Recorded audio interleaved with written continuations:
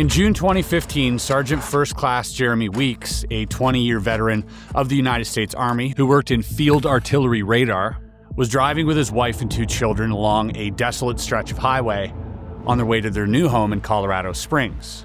As they entered a dense wall of mist, the radio began to cut out, and the truck started to experience violent electrical surges. Then, directly above their vehicle, a massive disc spanning the size of several football fields descended silently out of the fog and hovered momentarily before it shot off at an unimaginable speed. Shaken, the family pulled into a nearby rest stop, and that's where they realized that something was wrong, because they were missing nearly 3 hours of time. The following night, Jeremy awoke not in his bed, but standing in the motel bathroom, a pen clenched in one hand, the motel receipt in the other. And on the back of that receipt was a strange series of squares and lines, something he had no memory of drawing. The symbols didn't stop there. More appeared over the following days, weeks, and months. It wasn't until the material was examined by researcher Linda Moulton Howe and later handed to scientist and geneticist Dr. Horace Drew for analysis that the full implications became clear. What Jeremy was producing appeared to be a novel way of visualizing a binary system, a multiplex code that allows for layered information to be hidden within a simple format. But that wasn't the most disturbing part. You see, the messages also appeared to be a warning, and according to the translation, they were heralding an incoming alien invasion. Jeremy first appeared with a disguised voice in an interview with Linda on the Gaia YouTube channel nearly 8 years ago.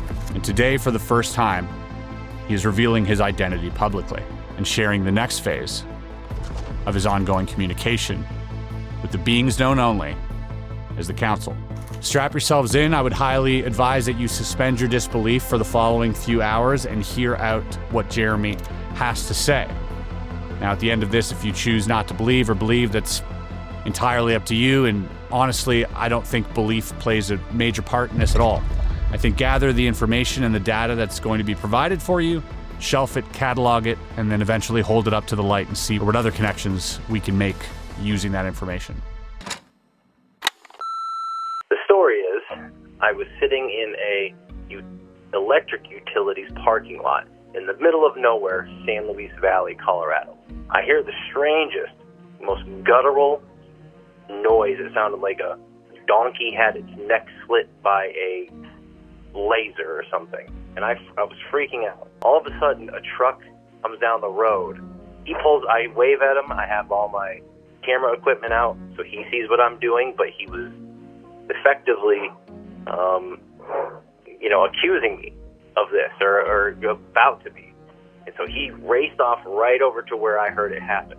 He had a house, as I would come to find out, because I visited him 2 years later, because it took up courage to actually go and just visit this random house and ask this dude about if one of his animals was mutilated. I confirmed with this rancher that what happened that night is his mare horse was mutilated.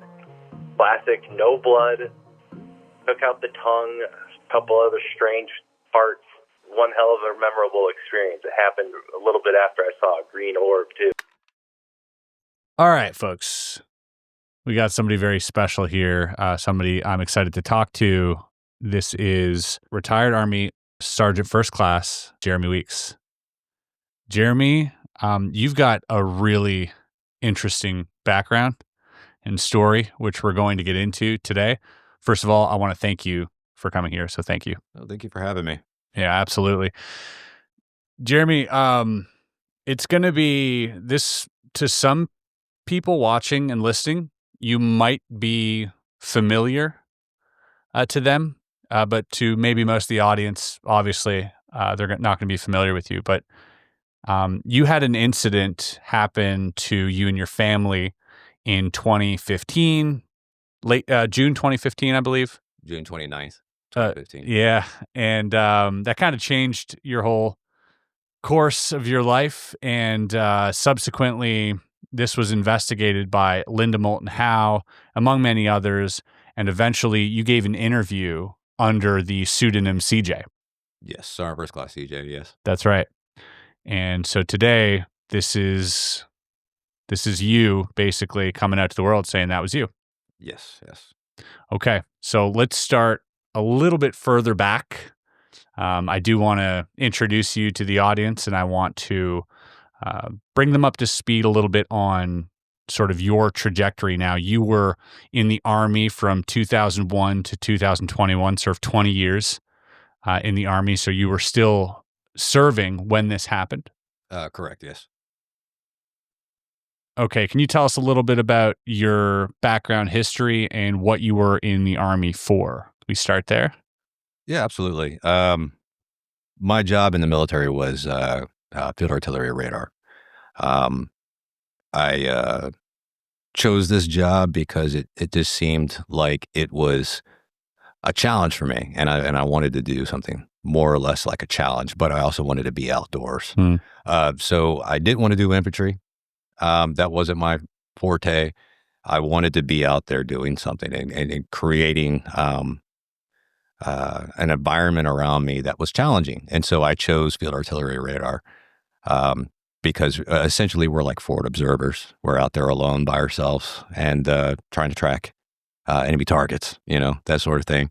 It was exciting, and I stayed with that career. I stayed with that job my entire career. I never changed it. I stayed field artillery radar from the moment I joined to the moment I retired. So field artillery radar, it's so basically signals. You're working with radar all the time. You're tracking all sorts of stuff, and then you're relaying that back to your superiors. And you're doing this all over the world. Right, correct. You've traveled to many locations. You want to name a few of the places that you've been and that you served? South Korea, Poland, Germany, Iraq,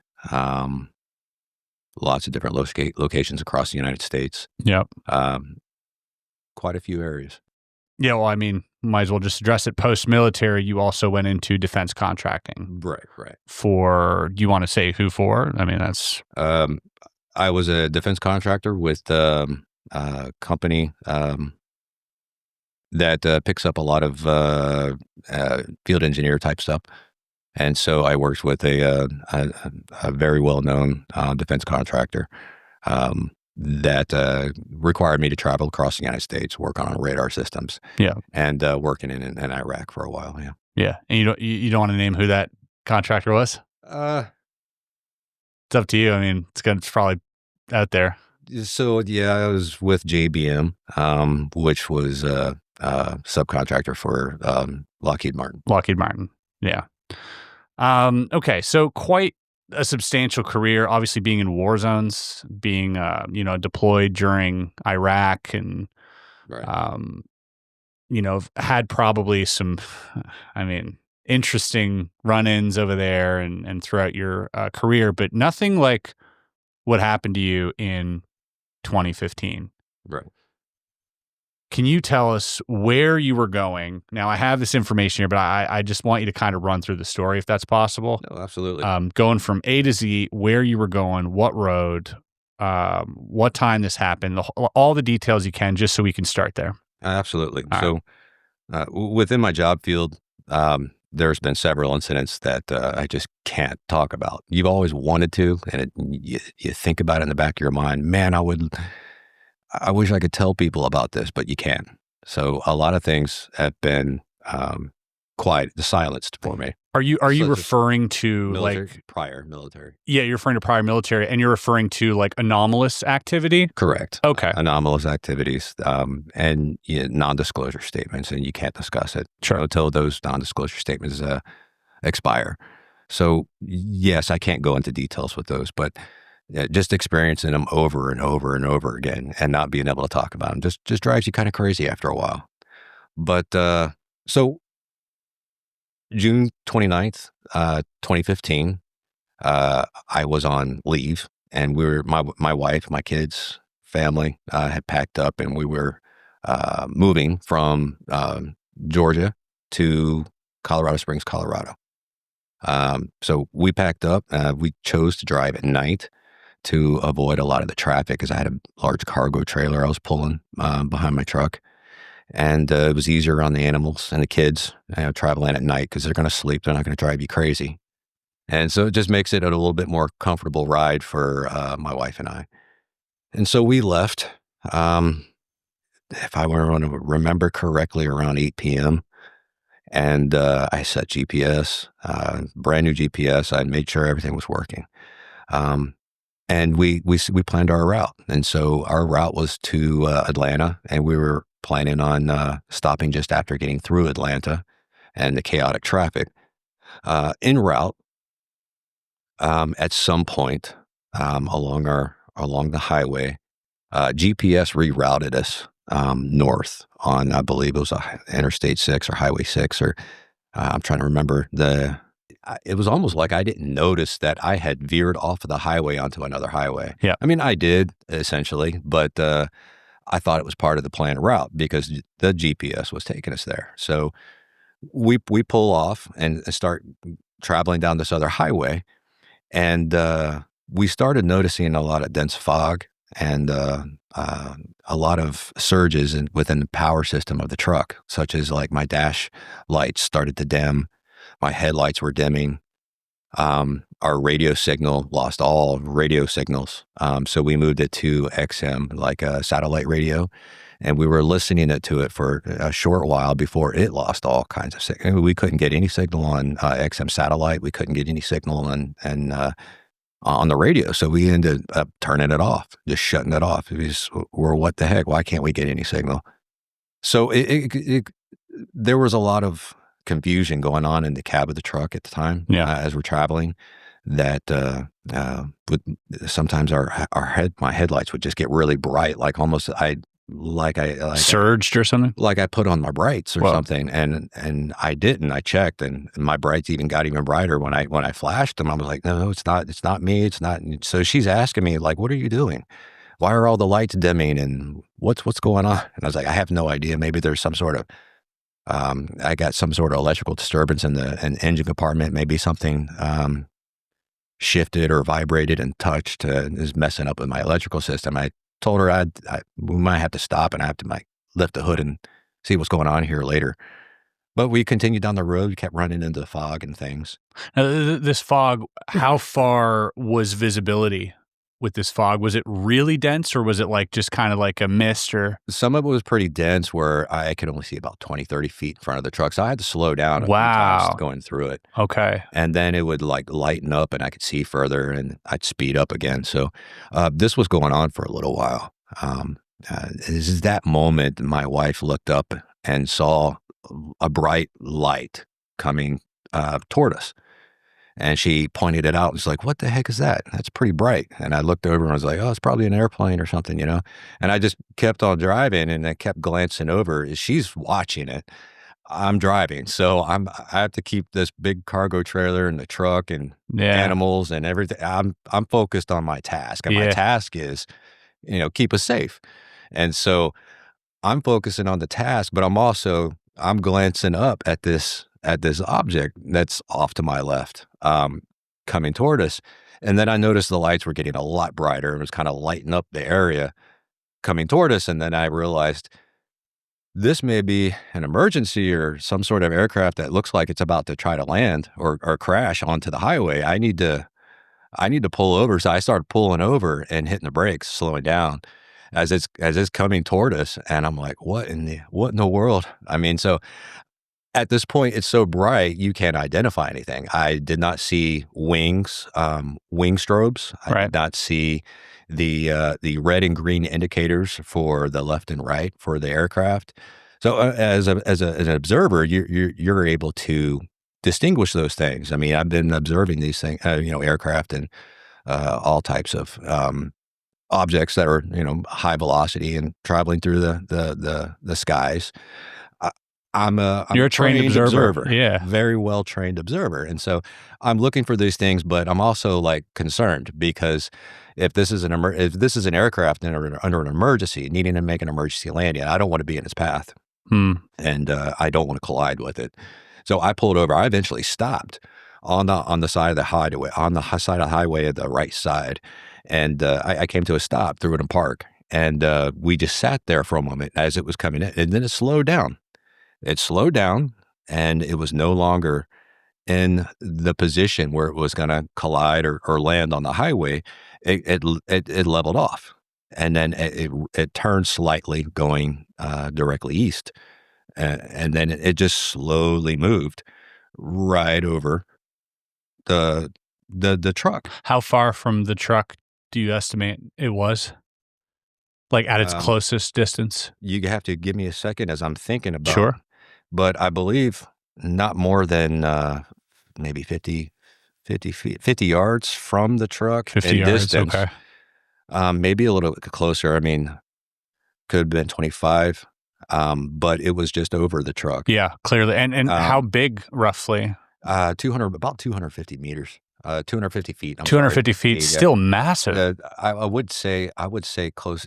You have to forgive me in my meters and my feet, and Sure, kilometers and miles. Yeah. As in military, You're forgiven. We use a lot of different references, but I would say about closer to 2 football fields in length. That's and length, and in height, roughly 60 to 80 feet in height. no small ship. No, it wasn't small. As they got so close, and I'm able to determine some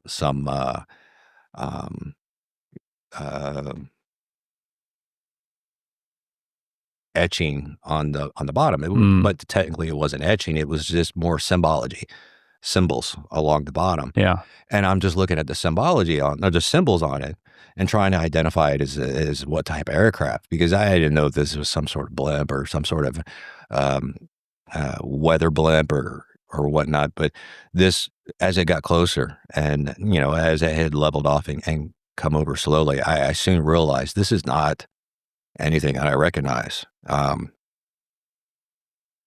I'm a little bit familiar with many different types of aircraft. Yeah. Different types of aircraft that most civilians don't recognize or understand. So aircrafts that are not public, we'll Correct. say. We could say like Correct. some classified stuff. classified aircraft. And we won't go into that. Sure. But I'm familiar with a lot of different It's things. not that, is what you're saying. It's not that. It is definitely not that. And that's what was throwing me off, is the symbology underneath it didn't compute with my brain with what this was, because this didn't seem like a symbology that we use, and I didn't recognize it. And the odd thing is the light it was projecting was not attached. This was not attached to this object, to this aerial phenomenon. This UAP was projecting light that wasn't attached to it. It was off. I want to say 4 to 5 feet away from the physical Craft, the physical body vehicle, of it. Yeah. the physical vehicle. It was detached and projecting light, and then on the backside, it wouldn't spark at all, but then occasionally, as it was moving, it would just throw sparks like a static discharge off of the back end of it. Well, and I don't know if that was propulsion. I don't know if that was it was interfering with the environment, such as cloud or moisture in the air, that was causing some of that discharge. It was just throwing me off that it wasn't attached as well. It was off of the object itself, or off of the vehicle itself, and it had when you're looking at the vehicle itself, it projected. It was like this field all around it that was like an oil slick on water. Like swirling the pinks and the purples, roiling, and the blues. right? And it was like some sort of plasma field that was just kind of swirling all around it, all over. You could tell it was like a silverish in color. So you could tell it was a physical object. You can tell it was a physical object, but it had like an outer it had some layer that was dynamic. That was right. Right. It to me, it looked like it had some sort of field around it, some sort of protective field, or I couldn't tell you exactly what color exactly. Was just like shimmering, multiple colors, multiple different colors. Wow. And it didn't happen all over it all at once. It had spots where you can see the silver of the vehicle itself. So I knew it was like a metallic silverish aluminum type material, and you could tell it was consistent with the aluminum. No rivets. No, I did not see any seams. It was dull. I would say dull, yes. It didn't shine. You couldn't see your reflection, kind of thing. It was just a silver, like a aluminum, like an oblong object too. Was this like a football shaped? Football almost. Shaped. Yeah. Yeah. It had.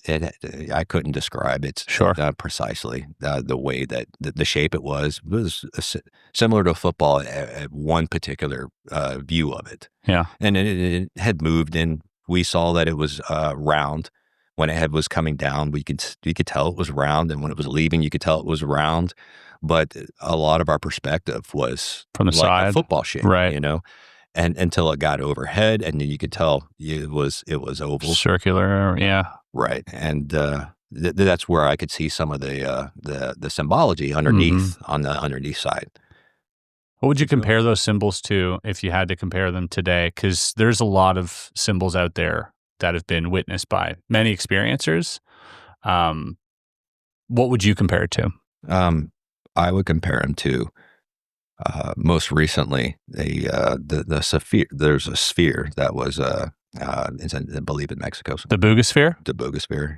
Some of the symbology was very, very similar to what I was seeing on the underneath side of this. So, but at that time, that didn't exist. So I just did the best I could to represent the symbology that I had seen. And to me, I pictured it as only lasting, a few minutes of viewing this. Yeah. And so for me, I was just trying to identify it. I did everything I could to try to identify it. Yeah. And to no avail. This is nothing that we have. This is nothing that exists. What color was the light that was being emitted? It was a bright white. I mean, bright white. It had literally no color to it whatsoever. Blinding bright white. Just as white as white can get. Okay, so this is overhead. You're seeing these anomalous symbols. You're seeing this weird skin on the craft be dynamic and roiling, and plus, the car's messing up. You got kids in the back. Right. What's your general gestalt here? What's your general vibe of the situation? Are you scared? Are you curious? Are you like, what's going on? I'm not scared. I'm more defensive. I'm in defense mode. Because as it was coming down, I thought it was going to collide with the road or collide with us or make an emergency landing, and I didn't want to be in its path and so I was in defense mode. And I generally stayed in defense mode during the entire encounter because I couldn't recognize it. If you can't recognize something, you don't know what something's capable of. Yeah. And so I just immediately stayed in defense mode. And so I was also observing as much as humanly possible that I could view from it. So I'm leaning forward and looking up through my windshield. I had my window down, trying to listen for sound. I was listening, and all I heard was a humming, and I can't describe the humming. It was just a mild humming. It was like a pulsating that I think you described. Yeah, it's a pulsating humming, and so it had some rhythm to it. So there was some sort of mechanics or engineering involved in it, but what type of engineering, nothing I can identify with anything that we have, other than some sort of maybe something electrical. Sound like a generator or something, some type of large. No. It did lower hum. It was like a humming, like applying power to capacitor or whatnot. It's something that produces just a low humming sound. Excuse me. It was I would say not loud and deafening, just very, very subtle and quiet. I mean, you wouldn't be able to hear it, a few hundred feet away, right? Unless you're right under it, then you would hear the humming. I mean, so Do you also experience, was this now or later, I might be mistaken, but some type of static like charge? Yes. Inside the vehicle, we noticed that, as you can see, I don't have much hair. I never did in the military. I always kept the sides short and maybe the top of my head just a little bit longer. But we noticed that our hair was sticking straight up on our arms. And Both you and your wife? both. And the kids are asleep at this point? The kids are asleep. My oldest that was back there, he was kind of waking up a little bit, and he was just like, "Oh, what's going on? What are y'all talking about?" And he just kind of went back to sleep. I mean, I'm sure he's seen something, but he was exhausted and just fell back to sleep. Sure. So my youngest was just out.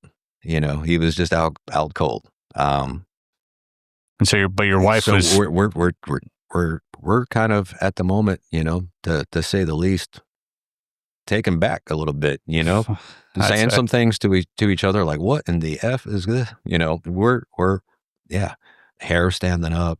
both freaking out a little bit right now. Well, not really freaking out. I'm just more or less like trying to calm her down. Okay, she's freaking out. She's freaking out a little bit. She's like, "Yeah, this is kind of wild. My hair's stinking up, and so's mine." Yeah, and then shortly after, it moves up to the northeast and starts headed northeast, and we watch it like raise in altitude roughly, not super fast, but just kind of gradual, and then it gets up to the northeast, and then it rotates and moves where it's facing east, more directly east, but and raising itself in altitude, and it just is just gone, right through the clouds, just like I punched a hole in the clouds, like no sound, just gone.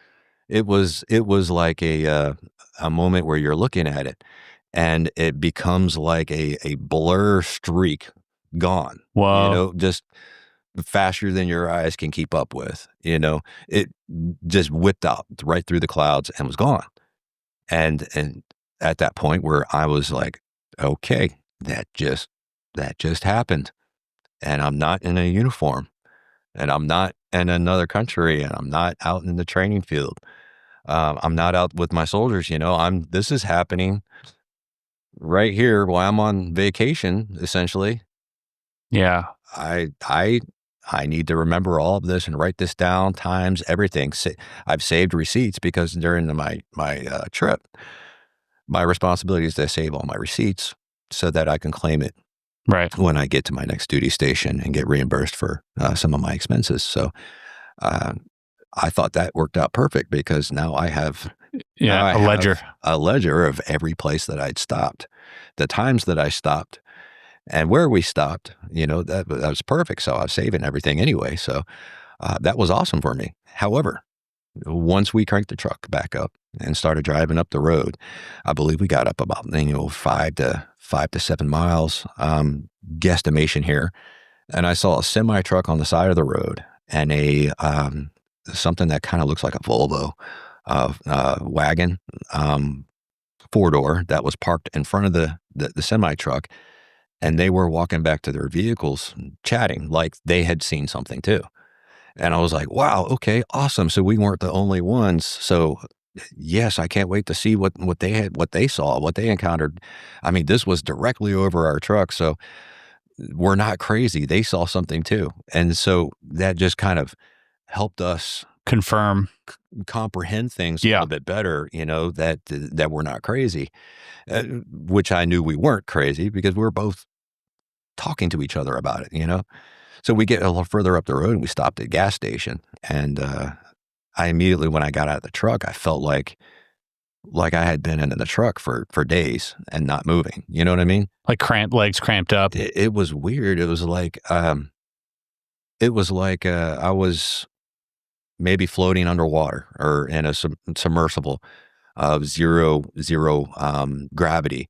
And now that I'm getting out of the truck, it's like gravity hit me again, like sea legs almost. Like, oh my word. Like, why am I feeling so, just weak? Weak. Yeah. Like totally worn out, weak, exhausted. And we had just started our trip. There's no way that my body couldn't handle that. You know what I mean? That was, we should have only been in like an hour or so. But, is what it felt like anyway for me. Driving, so that's not normal for me. I'm always moving. I mean, anyone who's ever been in the U.S. Army or military, you move around quite a bit. Most of the time, especially when you get up and you're senior non-commissioned officer or senior officer, right? You move to different duty stations. You do different assignments. It's part of what we do. So. This was odd for me that I felt so lethargic getting out of the vehicle and feeling like my legs were struggling to support my weight kind of thing. Because I'm not a heavy dude. I'm pretty slim. I'm pretty fit. I'm old, but it is what it is. Getting out of the vehicle and not feeling that, and feeling that was odd. And she mentioned the same thing. She felt like she'd been in the truck forever, and we had just started. So it was an odd feeling, but we kind of brushed it off and continued in and grabbed something to drink. And so she had felt this way too. Like, right. At what point did you notice that? Was it like you came out of the car and right away you're like, what's going on? Did she also feel that? And you guys kind of like agreed on that? What was that like? No, I was feeling it and just kind of like trying to figure it out. And walk it off. She had walked around to the front of the vehicle and she's like, she was the first to make the comment as I was thinking about it. I was about to say it, and she's like, I feel like we've been in the truck for hours. My legs are weird or shaky. I need to get something to eat. And I was like, I know, I'm feeling the same thing. That's what I'm trying to figure out right now. It was like we've been in the truck for several hours or something, and I'm just cramped up or something. I don't know. We both. Yeah. She mentioned it first, and then I was already feeling it and about to say something that she did. And you'd mentioned also, I think that there was like this static charge that you still felt. Is that correct? The static charge started to go away. It started to go away, but it was still yes, it was coming still down. Yeah, it was coming back to me and small amounts. Yeah. Where I got further away from the truck, it kind of went away.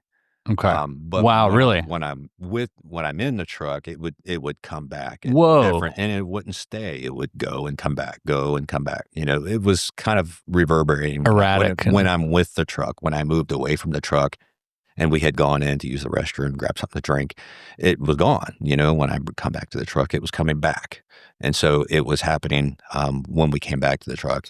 Now, once we bought our drinks and stuff.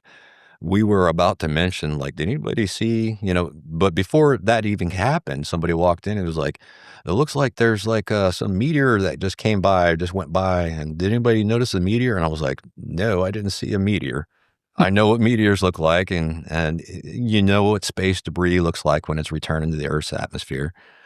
So yes, when you have something burning up, like an old piece of space junk that's floating around in our space, and we got tons of stuff floating around up there, and we see it. We know where most of this stuff is, and it's risky putting up satellites. You're having to avoid all this stuff that's just flying around up there.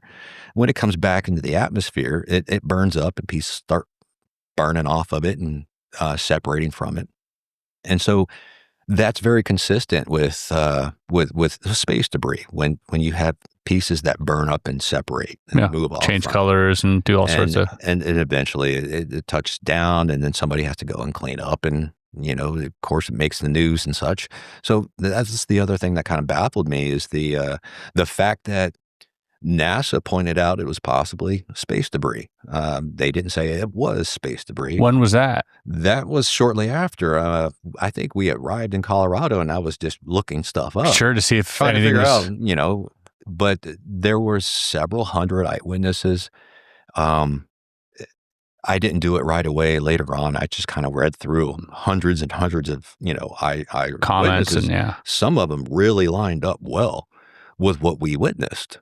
And I realized that they weren't very far away from where we were.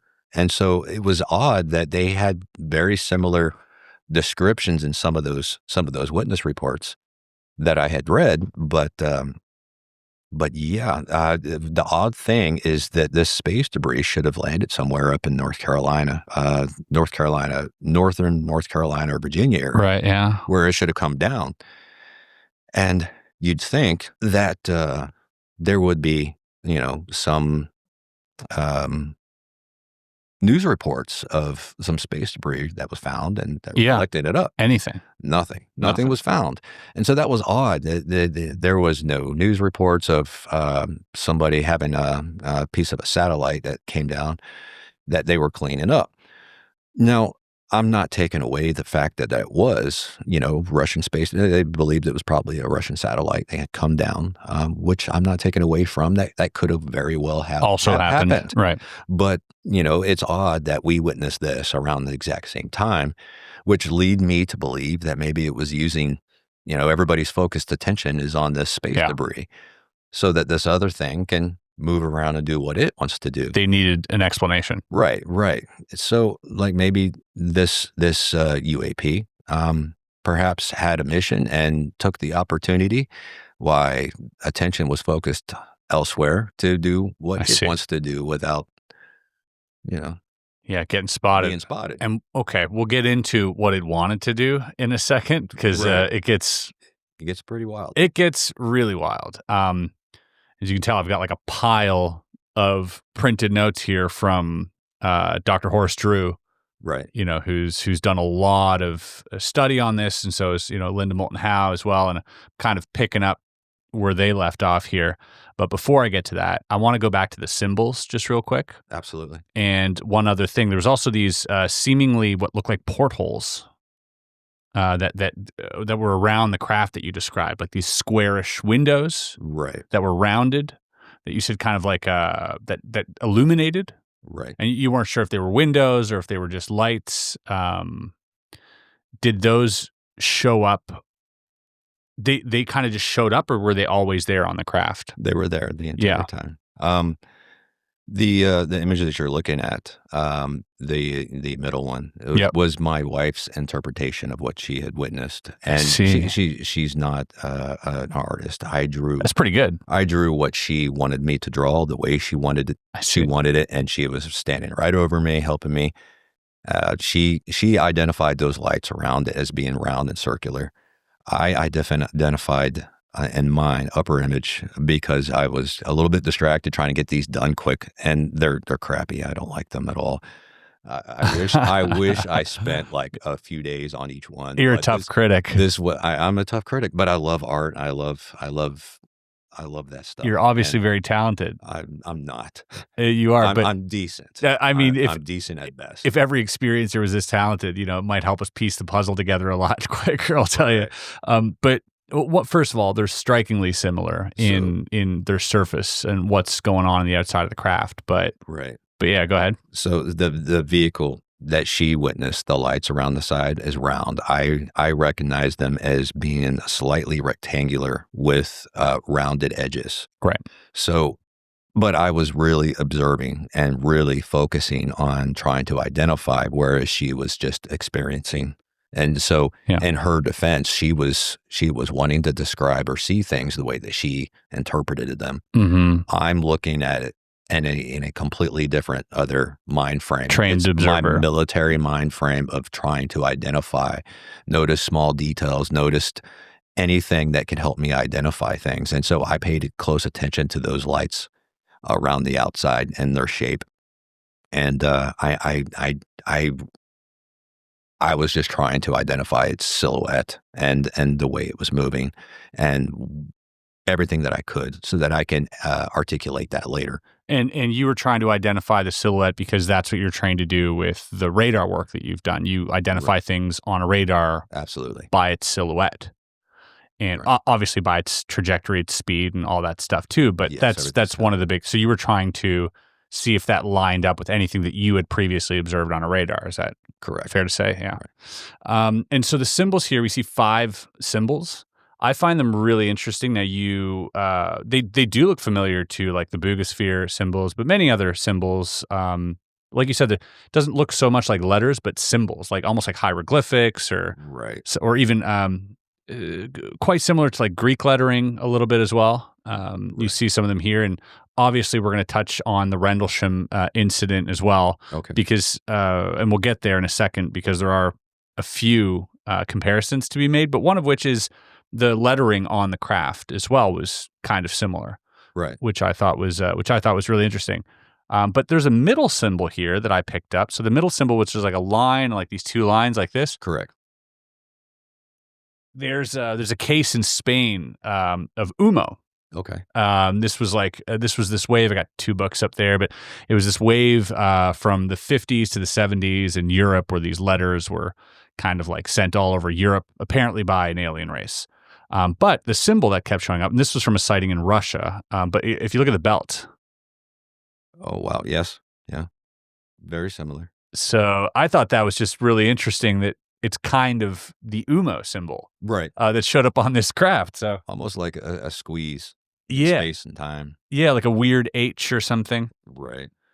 Okay. So at this point, you get to this place to stretch your legs. Talk us through what happens next. So yes, we're walking out after purchasing, and we're hearing that some people had saw like a meteor or something that had come down, and asked if anybody had seen it. We were like, we saw something different, but no, we didn't see a meteor. And they pointed out that it just went by. So I'm not sure if this just came by, that they witnessed while we were in the store or while we were parked as soon as we got to the gas station, or maybe behind us when we were arriving at the gas station. But or if it was the exact same thing we would notice. But we were, my wife and I at the time were still like, what in the heck? But we were trying not to create a scene as well. So we were just kind of listening to what other people had seen. And then we went back to the truck and we continued on a little bit further. It wasn't but a few more miles. It said we arrived at our final destination. And I was like, we are not in Colorado. What is going on with this thing? It took us to a very desolate church, and took us directly to the cemetery associated with the church. And it said, excuse me, it said that we were at our final destination, which is Colorado Springs, Colorado. And we were at a cemetery. And that's when we realized, okay, this is not working. Something happened with our GPS. Something misguided us. I had to power down the GPS and reprogram it, re-put in the information. And I believe we started using our phone, Google Maps kind of thing, to make sure that our GPS wasn't taking us some wild next direction. Yeah. So we used our phone with the GPS just to make sure to have like a backup. So in case it took us off course again, our regular phone can compare it. It can. My phone says we keep going straight, so this thing's telling us to turn. So, but that never happened. They both worked in sync, and we continued on. We got back on track. We went through Atlanta, and we stopped, to rest. I was exhausted. We found out that we had burnt through several hours. We had several hours of missing time. How many hours? Roughly 3 to 4 hours missing time. And it would, a normal trip like that from, I want to say like Hinesville area to Atlanta would not take that long. I mean, that's an hour and a half, maybe an hour and 45 minutes. But we had killed 6 hours, 7 hours of time, and not realizing where that time had gone. There was no way that we could have burned through that much time. And so that's what was throwing us off. And as soon as we got to Atlanta, the sun was up, and I was burnt out. She was burnt out. We stopped at a hotel right after we got through Atlanta. I believe it was like Magnuson something hotel. And we tried to sleep. I couldn't sleep very well. She couldn't sleep very well either. Did you feel ill at all? I didn't feel ill. No. I didn't feel sick.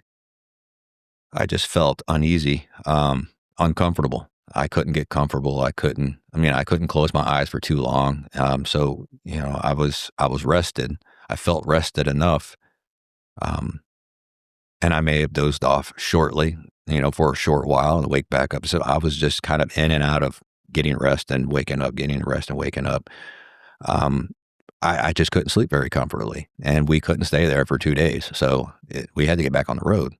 So I loaded up on coffee, that good old fashioned caffeine energy to get back going.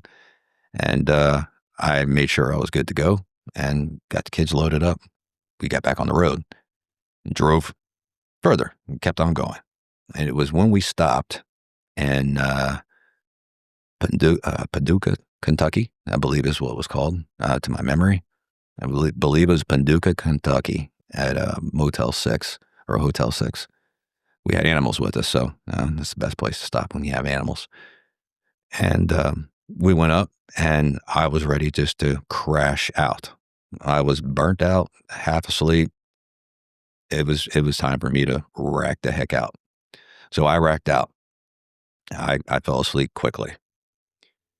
I had woken up at some point, uncoherently woken up, and I woke up standing in the bathroom with the light on and a pen in my hand and a receipt, the hotel receipt. I was writing, had squares and lines. Now, uncoherently, I remember walking to the bathroom with the lights off, just kind of feeling my way around to the bathroom. And I remember turning on the light. And I don't really remember writing the squares and lines, but when I had really woken up and come to, I had realized I had written a bunch of squares and lines on the back of that receipt. And I'm still holding the pen, so I just wrote WTF on it. Yeah, we all know what that means, right? So I had That's a WTF moment. Yeah. If ever there is one. WTF, definitely, yes. It was one of those, okay, WTF. I didn't think much of it. I threw it back with my paperwork, and I stumbled back to bed and went back to sleep. I don't know why I got up. I didn't need to use the restroom or anything. I just gotten up and was in there doing it. I went back to sleep. I remember having some sort of dream that night, but I don't recall exactly what transpired in that dream at that time. But I remember we all woke up, we got ready, we got back on the road, you know. Meanwhile, I'm just kind of ignoring the fact that I had done that. And I remember while we were on the road, I said, I was in the bathroom writing something down. And I don't remember why or what caused me to do that. I mentioned it to her. She's like, well, you're weird, so I don't know. You know, I'm military, so I have a lot of weird analogies about things. Sure. She just thinks I'm goofy. But we get back on the road. We don't think much of it. We continue on. The rest of the trip just seemed fairly normal to the most part. Besides a, occasional accident or whatnot, I'm just trying to drive safely and get us to where we're going. And it's when we arrive in Colorado, we stayed with a friend, and I wanted to get this put out as quickly as possible. You mean the report? I wanted to report this as quickly as possible, because when you spent so much time in the military and you have people come by and have you sign non-disclosure statements where you don't discuss it, I wanted to report this as quickly as possible before somebody would stop me. Before somebody told you can't talk about this? Before someone told me. Because that's happened before? Yes. Many times? Many times. Okay. So I wanted to get it out before somebody told me not to talk about it. So I reported as quickly as possible. And I wrote down as much information as I could in a short period of time, because in the process of getting to Colorado, it's time for us to find a place to live. It's time to figure out where the kids are going to go to school. There's just several different other things going on. So sure. I reported it. I believe I reported it to the National UFO Reporting Center. I believe out of Washington or Oregon. Newfork. Yeah. Mm-hmm. Okay. So I reported it to them and let it go. And then I went on to my daily life of getting things situated. While we were there at our friends, my wife and I both woke up in the middle of the night with an uneasy feeling. And so we looked out our window down into the backyard and there behind the backyard, there's like an alleyway, a road alleyway, and then some more houses, because this is where our friend's house was. It was on the side of a hill. And so you have, alley vehicle. Sure. If you're parked in the backyard, you can, use this little one lane paved road to get in and out of. And I had this uneasy feeling. I look out the window, looking down at that road, and I spotted 3 dark figures, the shadow figures, slowly moving toward the back of the house, and stopped and looked like if they were observing me, observing it. And my wife climbs up and looks, and she's like, "Oh my God, what is that?" And I was like, "I have no idea. Do you see it?" And he's like, "Yes, I see it. I see 3." And I was like, she's seeing exactly what I'm seeing. I'm not crazy. Yeah, you're not asleep. I'm not insane. Yeah. So, and so we were looking, and we were like, "What in the hell?" And she's like, "That is making me feel extremely uncomfortable today. I know I'm feeling the same thing. It was kind of freaking us out. They were observing us, observing it." And so I moved from the bedroom into the dining room where the sliding glass doors were, and I'm looking, and I still see them, but now they're right at the sidewalk that leads to that road, and now they're in the sidewalk in the backyard, looking up at me. How tall? The middle one was a little bit taller. The other 2 were just shorter, just a little bit shorter, but there was no distinct lines, or it was just dark shadows, without, clear, crisp lines. Right. So it was like a dissipating sort of like shadow. But you can tell that they were figures. These were figures. Whoa. But there was no distinct, line. It was like a faded or blurred around the edges. So this was freaking me out because my kids were in the living room right near that sliding glass door. And I went into dad defensive mode, like, all right, some shit's about to go down. Come get some. Come get some. I got you.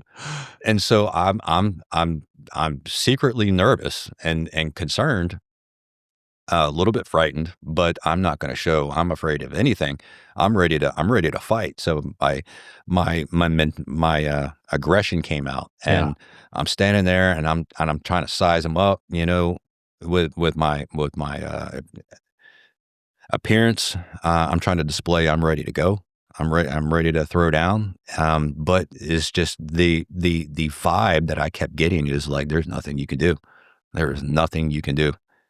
So, I mean, that's the vibe that I just kept getting from this. So I shut the blinds and moved back closer to my kids, away from the door and window, and closed them because I didn't want to see them right up against the glass doors. That would freak me out. I mean, I would literally, I don't know what I would have done. I don't know if I'd just go charging at the glass doors, breaking the glass and attacking whatever it is. Sure. I didn't want to see that. So I closed the blinds, the curtains, and I moved back closer to my kids to be more protective of my kids. She was kind of in the hallway, just kind of peering out, but then she had went back in the room and kept looking through the window in the room. And I waited there with the kids for a while. And I remember after about 5-10 minutes, I decided I need to muster up some courage and come open these blinds. And so, I mustered up all my aggression and my willpower, and I went over and threw the blinds open, standing there, and they weren't there. My God. Thankfully, they were not right outside those glass doors. Ugh. And so I'm looking around, I'm looking down where I had seen them before. They're nowhere to be found. I look out the front window to see if they were out in the front. They weren't out in the front. It just vanished. Yeah. But it was a moment. That was the only weird moment that happened right there. Yeah. In our friend's house that we were staying at. We talked about her with her in the morning, and she's like, "Oh, that's weird. I've never noticed things like that." It was around this time that MUFON came by after filing my report. I believe they asked me permission to share with MUFON so they could come out and investigate. And I said, yeah, absolutely. So MUFON came out. They checked out us physically. They separated us. They wanted to look at our bodies to see if there were any. I had some strange markings on I thought with injuries on my back. On your back? They did. Back in your neck? My neck and my back area. Mm-hmm. And they didn't seem.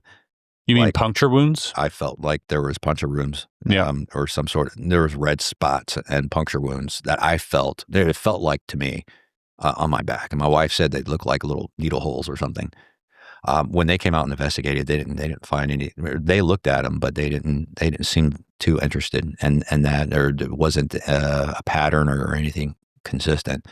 So they just took pictures and moved on to other things. And they asked us what transpired separately. So we both described what transpired separately.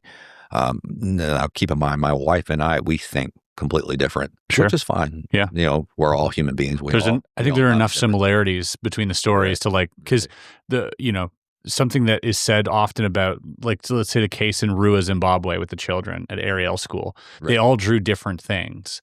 But if they all drew the same thing, that's where you start getting suspicious. Because now you're following a narrative, you're following some type of storyline, whereas interpretation happens differently. Our experiences are unique and they're not exactly the same. And that's often what we see with genuine encounters. Absolutely. It's what makes us individuals. That's right. Right. So they interviewed us separately. They checked her out, physically and emotionally. They spoke about it. They had her speak about what had happened, what transpired. And they talked to me, and they brought us back together. They wanted to check out the truck. They were out there. I believe there was a doctor talking with me about some of the marks on me. And he was just saying, oh, this is pretty normal, blah, blah, blah, and why they were out there investigating. I kept hearing noises from them. And so I said, hold on a minute. And I walked out, and they were like, oh, and then they were just like freaking out. Oh my God, you see, this is going wild. And it was it was picking up radiation from the truck. Wow. And magnetism from the truck. And they seemed kind of excited about it. So I was like, okay. That's weird. I washed my truck. I didn't think about, I should keep the truck the way it is. I didn't think about it at the time. Yeah. I was never involved in investigating things like that. Sure. With the military, it's completely different. I stay behind the radar. I don't go anywhere and investigate anything. Yeah. You're not allowed to. I mean, not necessarily allowed to. I wasn't asked to. Oh, you weren't asked to. I see. It was more or less, and I have investigated impact sites, when we have rounds that impacted where we're operating from enemy, targets, artillery, rockets, things like that. Generally, I would go and look at these impact sites and do a back azimuth. Back azimuth is where's the largest crater, where's the smallest crater.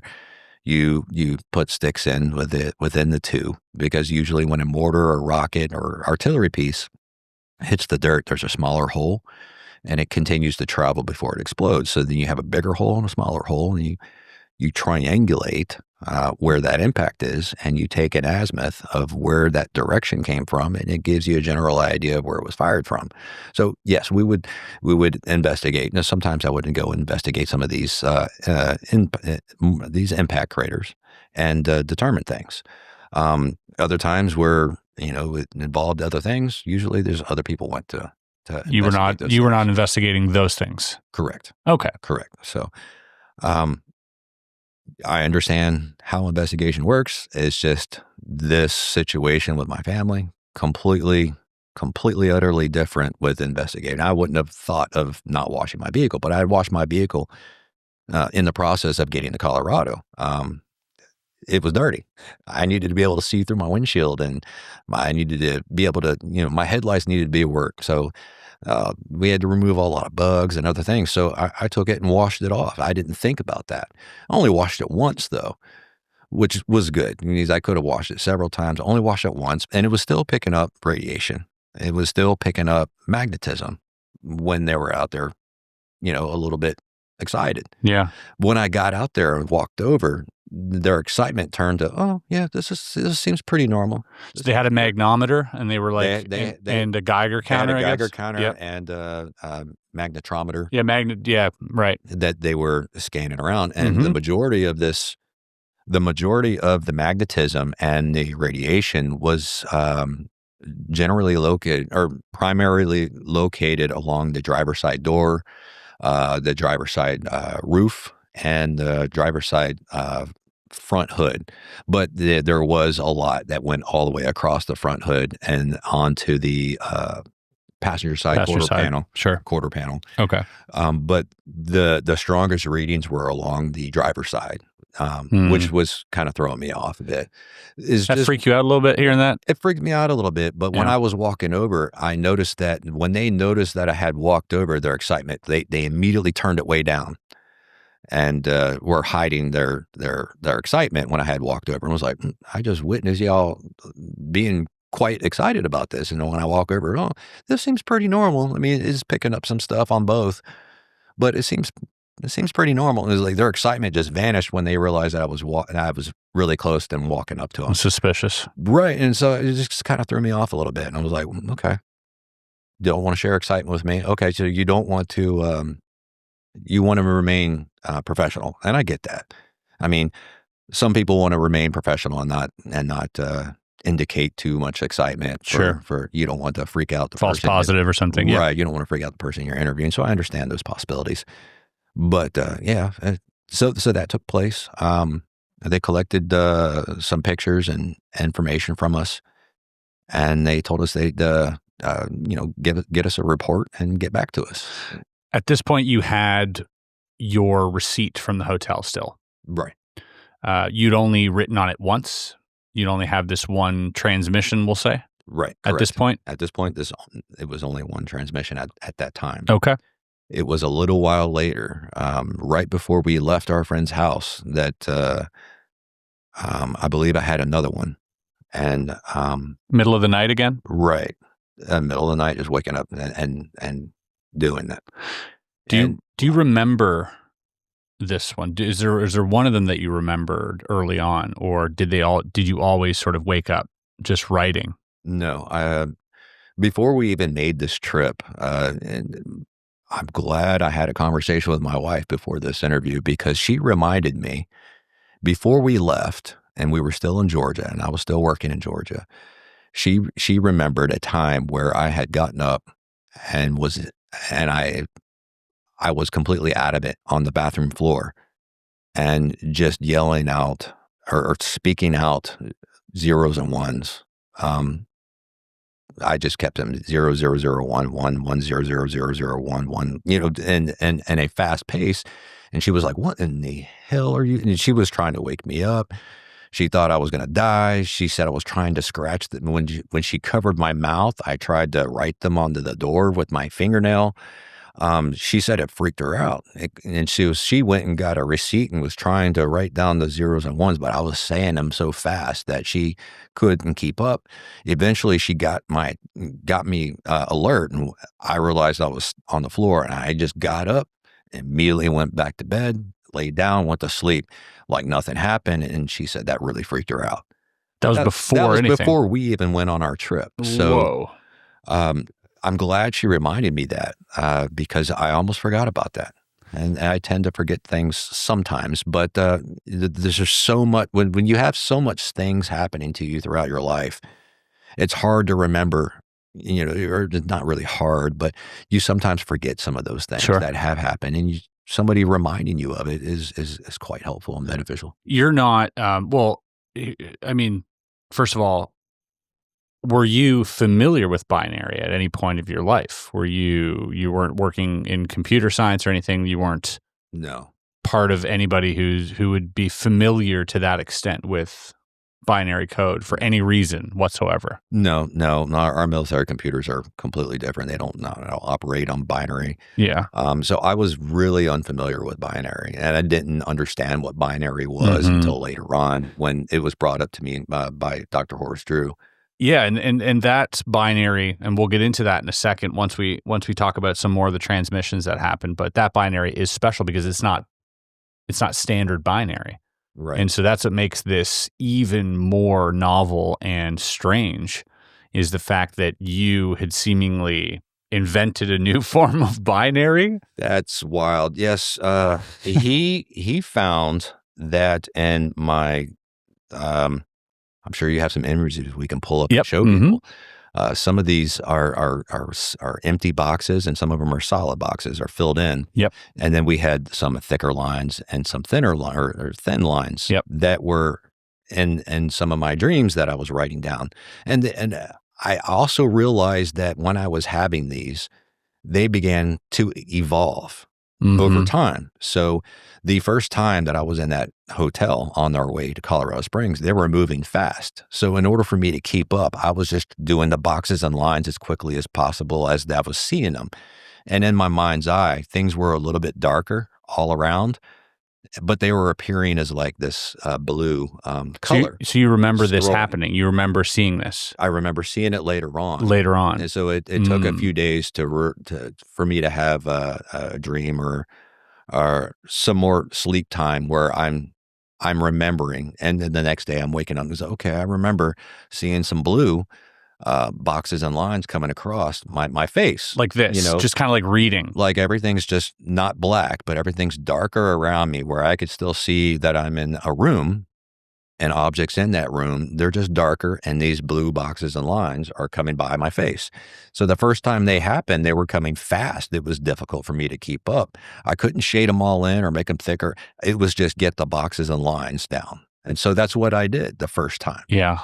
The ones after had slowed down enough where I could fill in the dark boxes and leave the light boxes, and I had more time to actually put them down. It was simple. I could look anywhere. I didn't have to look in front of me or anything. I could look directly at the paper, and they're happening right in my peripherals from right to left, just moving slow. And so I'm able to do the boxes and lines nice and simple, easier that way. Now, over time, they began to morph into lowercase letters and capital letters, and then eventually into more or less like just verbal messages, in my head. Before we get to the verbal messages, right? Let's take this one step at a time, because this is absolutely, there is a lot of information here. So first off, the subsequent messages after the first one, how far apart were those? I see here we have October, we've got November again, November, then December. So this is happening really frequently at this point. Absolutely. How frequent after that late June encounter up until November? How many transmissions do you estimate you've had? A couple per month? I would say maybe 3 or 4 in a month at times. Mm-hmm. Other times maybe just 1 a month or none. Yeah. And then the following months, 2 or 3, there was no pattern. Okay. And that's one thing I was trying to notice is there a pattern? There was never. Is it something really I ate? Yeah. And I'm not taking credit for this at all, because she's beautiful. She's amazing. Linda Moulton Howe, I had spoken with, shortly after MUFON. And she indicated that this is important, because I told her I had some messages that I hadn't been writing down. She indicated that it's probably very important, and I need to have a journal next to me so that I'm able to write these things down. And so she's the one that she's the brilliant mind behind, I need to write these things down when they happen, date them, and keep a record. Good for her. So it's great on her. Yeah. I mean, that she helped me with that. And she deserves all the credit for that, because that was an amazing idea. I would have never thought of that. And so that's what I started to do. I started writing these things down when they happened. And to also, to Linda's credit, she was the one who discovered Jim Penniston's binary code. The Rendlesham Forest incident in England, 1980, where U.S. Air Force officer Jim Penniston said he walked up to a landed craft covered in strange symbols and then lost time. Years later, it was Linda Moulton Howe who took a closer look at the notes Penniston had been carrying around in his old notebook and realized that what looked like nonsense was actually 16 pages of structured binary that could be decoded into English. Now, both of these read cold and technical, like instructions instead of sort of conversational English, and they had very similar wording, including the words humanity, continuous, protection and protect, advance and advancement, coordinates, monitor, monitoring, warning, warn, beware. Also the words origin, transmission, message, planetary, survival. All of these words overlap within these two cases. And in both cases, the crafts were described as featuring sharp geometric symbols. And some of these symbols, as you can see here, are almost identical. So, right, yeah. For those who are not familiar with the Rendlesham Forest case, but in 1980, Jim Penniston was, encountered this black triangular craft, had etchings on it, much like the ones that were observed by you and your wife upon touching the craft was then shot with some type of download, if you want to call it, or whatnot, and had subsequently written down 16 pages of ones and zeros and had not talked about it, had not mentioned it. And it wasn't until I think Linda and him were doing an interview and he had his notepad with him that she kind of shoulder surfed and was like, "Hey, Jim, what's that?" And he went, "Oh, this, I don't know. I just wrote a bunch of incoherent ones and zeros down like after it happened." And then come to find that there's this incredible message attached to, that binary sequence. And we have it here just for the audience. And this is yours. There's another, where is it here? Well, I'll pull it up on the screen here so we can. Right. Like you said, you have got a lot of information here. Yeah.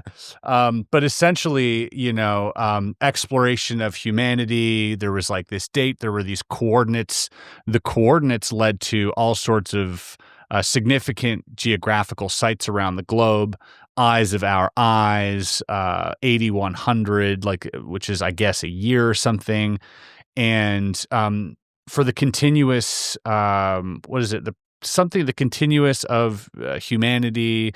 The verbiage was very similar to what was eventually found in yours, which I found very interesting. But so we have this binary code that Jim Penniston has. We have Linda Moulton Howe now seeing that, something similar might be happening to you. You might be getting some type of transmission. Right. And so she tells you, "Hey, write this down. This is important." Now, after writing all of this down, what happens when you give it to Linda? She looks at it and she goes, "This is the amazing part." So she's asking for some of this, and so I'm taking pictures, of my notebook, and I'm sending them over to her, and she's looking at it, and she knew she was going to have to reach out to some people and see if somebody can find a way to decipher this and decode it. And at some point, she reached out to Dr. Horace Drew. Did Linda at one point, did she not feel like this is incoherent? Like there's no, because she tried to decode it as standard binary and with no avail. Correct. Yeah. So after that, you might think to yourself, "Oh, this crap, I thought this might be binary." Right. And it isn't. It's not standard binary. It's not standard binary. It's quite odd. Dr. Horace Drew, a geneticist whom you may remember from our interview with Peter Curry, he was a doctor that did the tests on Peter's hair samples. Dr. Drew took several weeks to decode these messages, and that's because they weren't simple binary. This was a form of layered binary known as multiplex, which allows multiple messages to be sent simultaneously. Let me explain. So binary is essentially the simplest way to represent information using only two states, on and off. Everything is built from these two opposites working in patterns. By arranging enough on and off states together, you can create letters, images, sounds, and videos. Computers use binary because their electronic parts naturally switch between these two conditions, making it the most reliable way for machines to think. But this novel or new multiplex system works by embedding three separate binary messages inside a single set of symbols. So the first message is read using shape alone, where squares represent 0 and lines represent 1. The second message is hidden in the shading of only the squares, where filled squares are 0 and empty squares are 1. The third message is encoded in the shading of only the lines, where thick shaded lines represent 0 and thin lines represent 1. Each layer operates independently, allowing three completely different messages to be transmitted simultaneously within the same visual pattern. This was then sent to Dr. Horace Drew. I just want to give the audience a bit of a reference of who Dr. Horace Drew, you might be familiar with him because he is also the one who ended up testing Peter Curry's hair and did those DNA tests, which Peter Curry, who we had in the show recently. So a brilliant mind, somebody who is definitely an outside of the box thinker, right? A bit of a brilliant person. So shout out to Dr. Drew here, and to Dr. Drew's credit, how many months did it take for Dr. Drew to come back to you and say, "I cracked it"? That's the thing. He's a brilliant mind. It didn't take months. Yeah. It took, from my understanding, it took him several weeks. Yep. But he did not mention months. Mhm. He's a very brilliant person. Yep. A great person to talk to. He's open-minded, and he's a really good listener, and he offers a lot of good advice.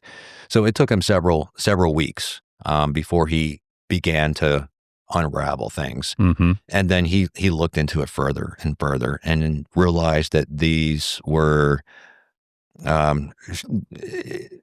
if you pull up the images again and you Yep. show the boxes and lines, you will see that it's not pages upon pages. I'm having dreams of just, like paragraph versions of these. Because Okay, so normally they're- if you have binary, it's so after learning about binary through Dr. Drew, and looking some stuff up on the internet, zeros and ones, you could have 8 to 10 pages of nothing but zeros and ones, and the messages is a short few sentences or a short paragraph. Whereas this is short and message, but the information is quite extensive. So that's what was throwing me off. And I was like, okay, well, I just looked up how binary works, but this doesn't make sense with binary. How come why is it that they're so short in messages, but the information is much, there's more information involved in it than that. And it's because he determined that there was several layers or multiplexing going on. And I would like to think that it's more or less like a dimensional or cube form, whereas you have boxes and lines as one particular message. This is almost like zeros and ones. Then you have dark squares and light squares that are telling another message. And then you have dark lines and thin lines that are telling another message.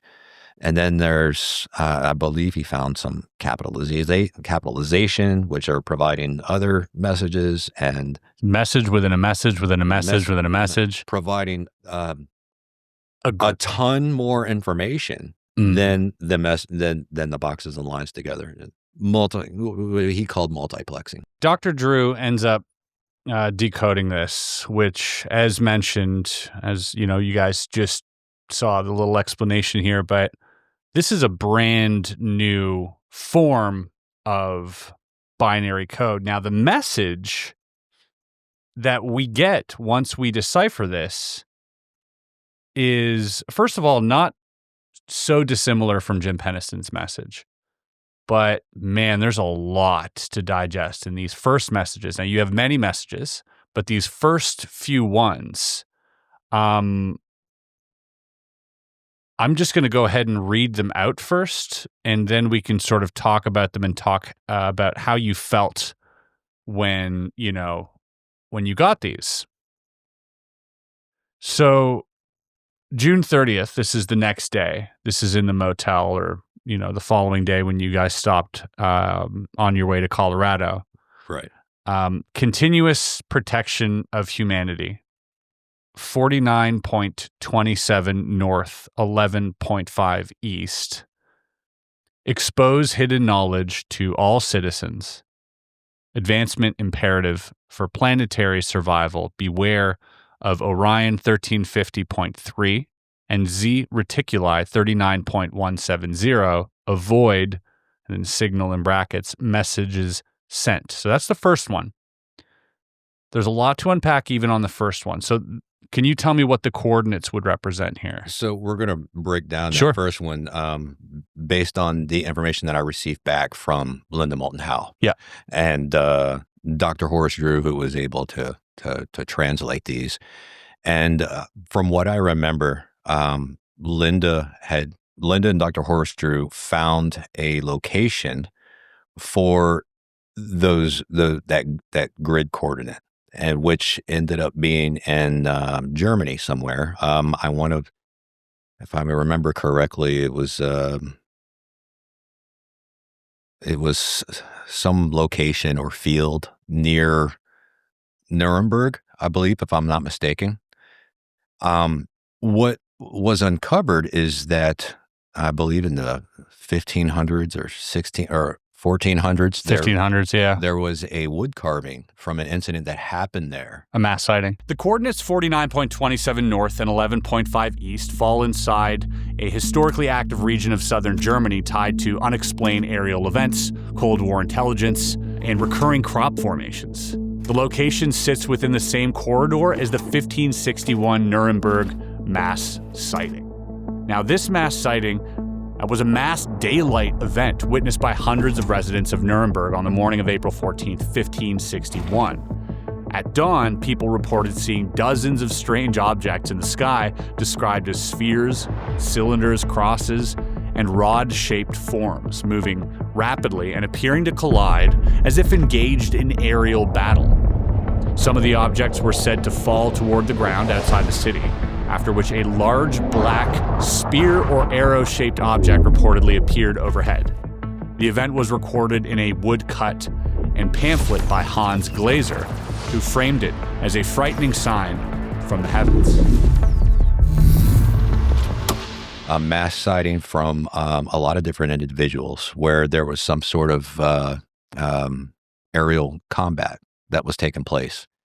And in this woodcut, you could see that one of these aerial craft were shot down and was smoking on the ground, from what I remember from looking at the image, and that they were like spears and rods and orbs that were, I guess, in some sort of conflict that the people were witnessing, which I found odd. That was in a message that I had written down almost non-coherently in a hotel room bathroom, standing there almost in my birthday suit, you know, and this just came to me.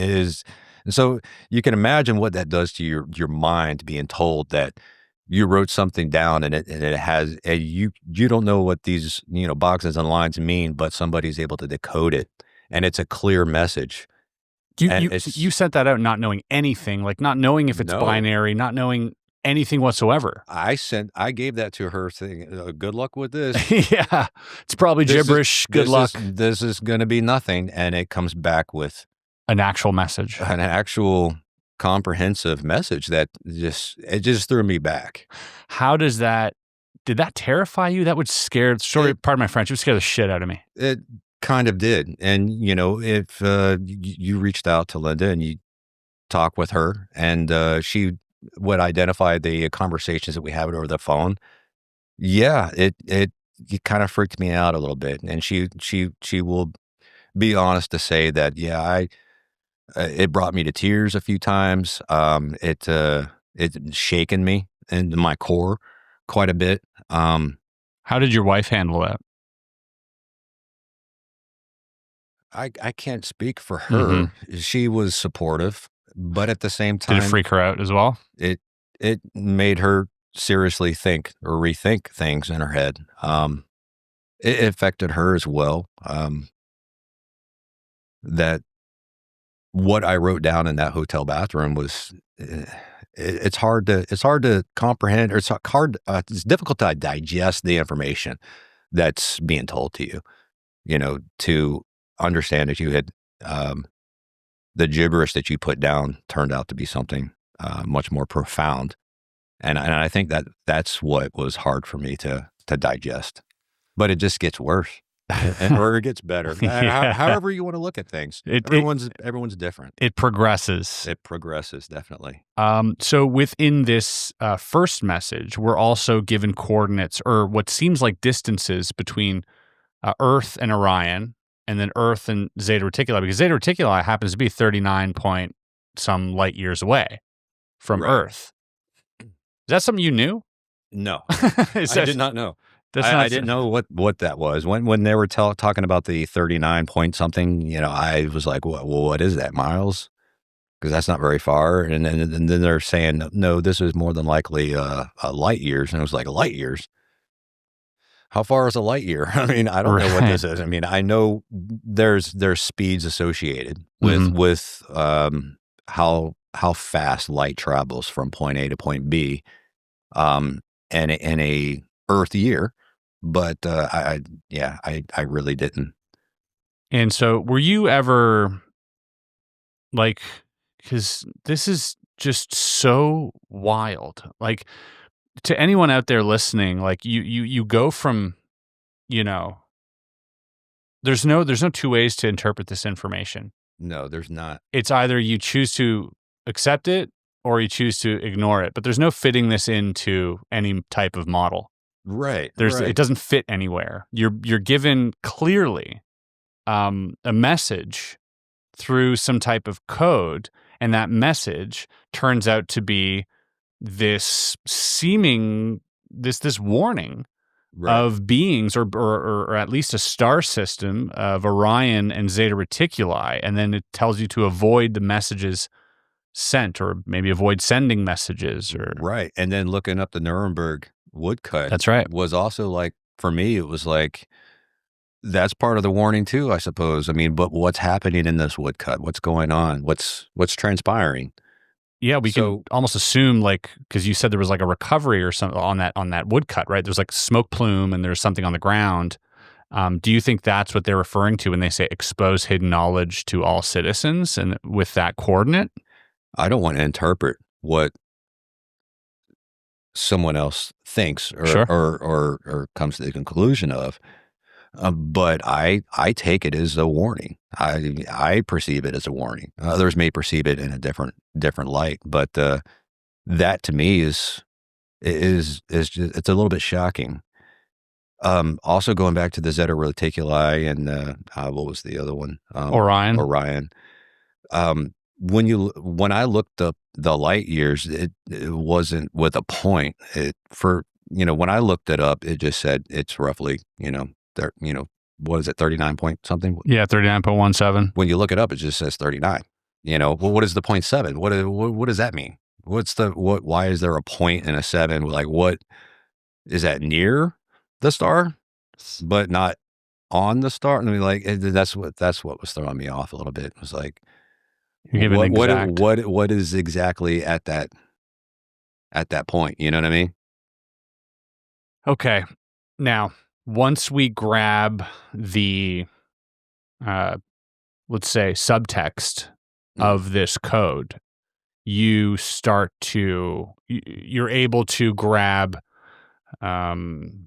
different letters from here and there that are all capitalized, let's say, and put them together. And this is part of that code system that allows you to do that. When you do that on this first transmission, you get check all AI.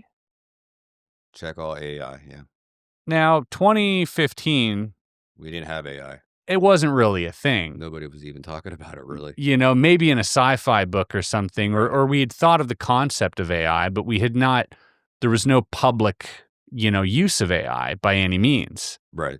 I find that to be quite alarming. Absolutely. And what would be the benefit to expose hidden knowledge?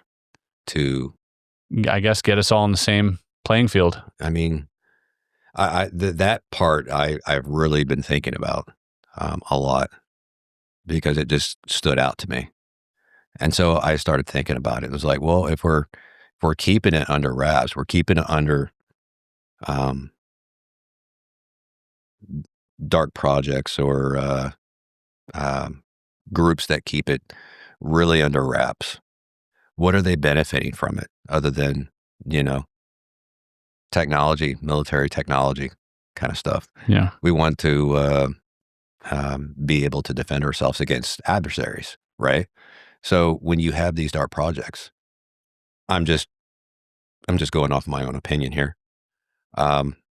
Nothing per se. But when you have these dark projects and they're working to reverse engineer or use the information to better military advancements, where we're able to have the upper hand per se in conflicts with our neighbors. We want to be able to have the technology to be able to defend ourselves. I mean, of course, that's what just about every country does, do they not? I believe. So when I think about that message, and I think about how far have we come with these things happening behind closed doors, and limited amount of eyes looking at them and scientists looking at them, we're not going to progress as fast that way. We're not going to be able to evolve with the right speed that we need to be evolving at. So maybe I interpret that as maybe these shouldn't be dark projects. Maybe they should be a little bit more open. And no, you can't discuss weapons to the public. You don't want to do that because you don't want people going haywire with all the information and creating all kinds of chaos for everybody. So yeah, some things definitely need to be under wraps. However, a lot of things could be open. You know, maybe our universities and colleges can start programs in education to, better ourselves, where we have more students studying this type of stuff and have it in a more open environment where it's not so shadowed, advance us in our transportation systems, advance us in energy, advance us in lots of different things that we could use this technology for. And so maybe that's what I believe that's indicating, Of course, we don't want to open source it. We don't want a random civilian just building bombs and stuff out of or any hostile adversary for that matter. Or hostiles, yeah. Yeah. Okay. Great point. And yes, I do think that obviously, and it says here, advancement imperative for planetary survival, which I think is an interesting choice of words. It's not human survival. It's not alien survival. It's planetary survival, which scares me a little bit because I think, I always think that, we eradicate ourselves, the planet will be just fine. In fact, it'll probably be better off, eventually. Yeah. Right. But planetary survival is interesting. Absolutely. And I believe that goes back to, nuclear weapons. That's right. That's very destructive. We've done some very destructive things. I agree. To ourselves and to our planet. We don't take into consideration the environment and the impacts that it would have on our environment. And so I do believe that we need to be a little bit more cautious when we're developing things and consider our ecosystem and life, because we're not the only ones here. Yep. And that is echoing exactly what every experiencer has ever been told by their abductors. Right.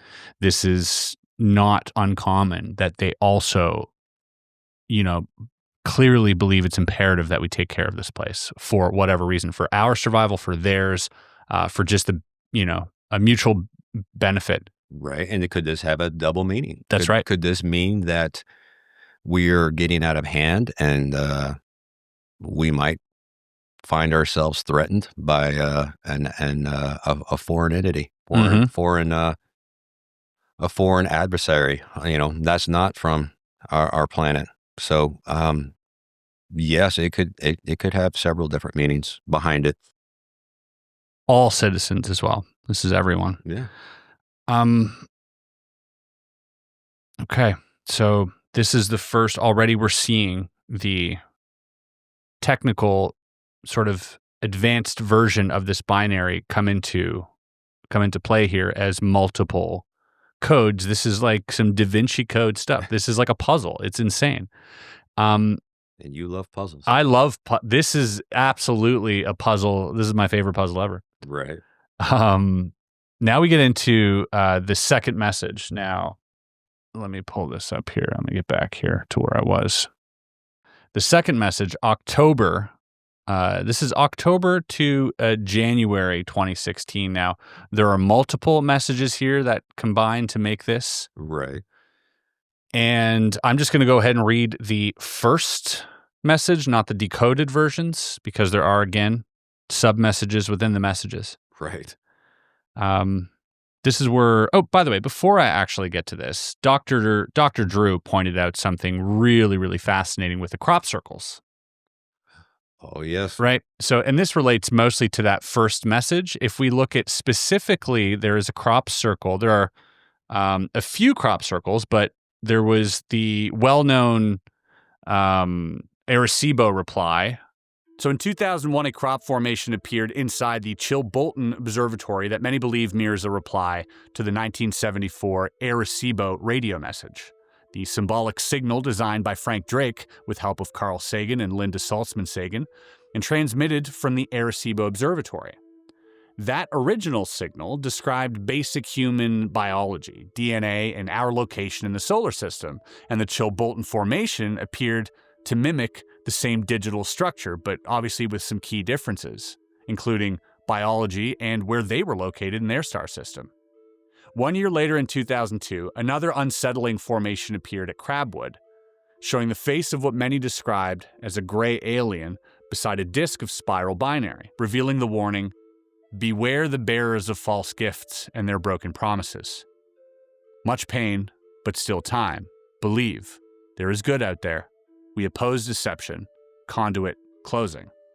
Then in 2015, a massive binary-style formation appeared again near Turin, echoing the same warning-style layout and reinforcing the pattern people had already noticed, along with the Latin phrase, "Timeo et ferentes." I fear those who bear gifts. So in 2002, there's this message that pops up with this beautiful work of art of what seems to be like a gray alien. 3 dimensions. Yeah, and it has a pupil, Right. which normally you don't see. And we'll get to that in a second. Right. Which I found very interesting. You then have this massive circle that has all these dots that seems to be some type of encoded message. And then you have these 3 sort of lights that kind of represent Orion's belt, which, again, for many reasons, very fascinating. And the message translates to, "Beware the bearers of false gifts and their broken promises." And it shows the Orion constellation, and it shows these sort of grays or whatever. And now we have your message, which says, "Beware of Orion." Now, there's 2 things here that say beware, and they're both picturing Orion. I don't think that's a coincidence. I think that's what's so confusing for me, is there's so many similarities with so many different things that they require more in-depth look. Yeah. And so that's where I get intrigued, is how so many different things line up with others. Mm-hmm. It really throws you back. It lines up with what Bob Lazar was talking about too, with, when he was briefed in those documents, it said that the craft and the beings, the kids, as he refers to them as, were from Zeta Reticuli. Oh, wow. Yeah. So, and then obviously Zeta Reticuli pops up the first time we ever hear about it. Not the first time we hear about it, but the first time we see a diagram was from Betty and Barney Hill. Okay. Was Betty Hill was shown this diagram of like this star map, and she drew it, and then it was lined up years later once we discovered this binary star system, that it kind of matched Zeta, the Zeta constellation, kind of perfectly. Oh, wow. So there's something really important about that. I don't know what it is, but clearly it seems like we're warned about it. Right. All right, this brings us to our next message. And I'm sorry I'm droning on here, but I really want to drive it home to the viewers. There's a lot of information here. Oh, absolutely. And so I'm sorry if I'm taking up a lot of the airspace, guys. I'm just kind of running you through this. I could talk for hours. Yeah, this is endlessly fascinating to me. Right.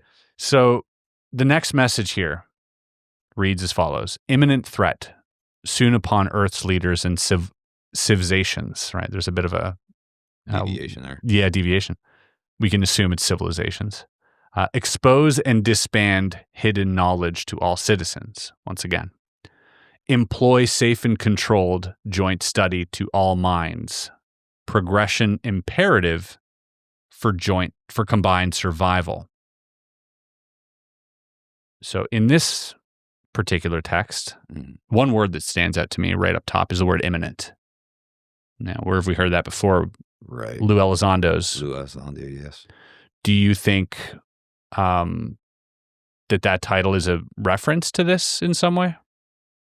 I'm unsure. I mean, it's one word. I'm sure it's been used many times by others. I don't know if it came to him. Do you think Lou was aware of this? I'm not sure if he was. That I don't know. Hmm. I worked with Linda pretty exclusively for quite a while. So, I mean, there's a possibility that he may have known about it or he may not have. I really don't. Fair. Really don't know. I mean, it's just one word. True. But it's impactful. That's another similarity. Kind of thing. Yeah. So I'm a little bit curious, but one's only to assume. Yeah. And then again, expose and disband hidden knowledge to all citizens. Again, all citizens. Right. Expose hidden knowledge. And this time they put disband in there as well. Expose, disband. Yeah. So, yeah, when I think about that, I have a military mind, and we don't want to put out weapon systems to all citizens, because we don't want all civilians building weapon systems in their garages and creating chaos. And there's many incidents where somebody's mind just snaps and they want to shoot up a mall or school or something. So, yeah, I believe there needs to be some restraint on some things. So, yeah, I think that falls into the category of disband, right? Yeah. Yeah, that would make a lot of sense. You don't want to expose all of that. Mm-hmm. But what can be beneficial for us is transportation, Mm-hmm. Other things such as that. Employ safe and controlled. Joint study to all minds. Once again, safe and controlled. Yeah, that makes sense to me. Progression imperative for combined survival. What do you think they mean by that? So in my mind, when I think of combined survival, is maybe we're not the only country that has black projects and study things. I'm sure there's a race involving behind this that's kind of in the back, in the shadows, like a nuclear race type deal or a technological race? Just like a race to the moon, right. A race for nuclear weapons, a race for, I'm sure there's a race going on in the background, to develop these systems and be able to travel quicker, faster, and get from point A to point B quicker, more effectively. So I'm pretty sure there's some background stuff going on that other countries are doing as well. And so maybe I think that's a reference to maybe some of these things should be brought to light. Is that an educated guess? Just an educated guess. That's just my military minds of thinking. Okay. So, yeah, I mean, we have United Nations for a reason, why not? Why not all of us come together and start sharing some information for some of these things? Not all of these things, but for some of these things. Yeah, trash and nukes too, while we're at it. Let's get rid of those things, because apparently they're just causing nothing but chaos. We all agreed we're not going to use them. We can't use them. I mean, so why have them? Exactly. Let's get rid of them all and let's focus on other things. Here. 100,000 likes in this video and we'll get rid of the nukes. Absolutely. No nukes. No more nukes. I think we can all agree. I think I'm on board with that one. That's something, you need to be left, right. You can be wherever you want. Let's get rid of those things, right. Man. Those things are trash. Okay. Now we get into, in this paragraph, there are some things that stand out. And the first one that stands out to me is the word Eisenhower. That's kind of crazy. Yeah. What do you know about Eisenhower? I know very little, but it was before my time, so yeah. I don't know much. I know he was a military man before, prior to becoming a president. Mm-hmm. So that's about as much knowledge I have on Eisenhower. And then under that, there's majestic. What do you know about that? Yeah, I Googled that. I guess there's some other things going on with, I believe it was like Majestic 12 or something. There was some sort of secret government program. I don't know anything about that. I'm sure it probably does exist. Who knows? Maybe it doesn't. Maybe it's something somebody thought up. Yeah. But I have no knowledge. So when you got that information back from Dr. Drew, did he fill you in on what majestic was, or did you like take it upon yourself to like, I'm going to Google this and figure it out? He brought it up to me and kind of gave me a rundown of what it entails. And then I did a Google search after and tried to get some of my own information and my own interpretations. But I can't speak upon that because I don't know much about it besides what I've read, through social media and Google, things like that. And what I've learned from others. So I'm not really familiar with that stuff. It is interesting that in the first part where it says imminent threat soon upon Earth's leaders and civilizations, expose and dismantle hidden knowledge to all citizens, in that you find the word Eisenhower. Wow. In those two lines, right? Yeah. So we have like a specific reason Eisenhower was brought up with these two first lines, the imminent threat, the leaders of civilizations, obviously, and then hidden knowledge. Expose all hidden knowledge to maybe some message for Eisenhower, or to let you know that, hey, he has the answer. Like he was given this information. Right. Like maybe he was part of Majestic 12. Well, that's or 1954, 52 or 50. I think 52, maybe 54, but I think 52.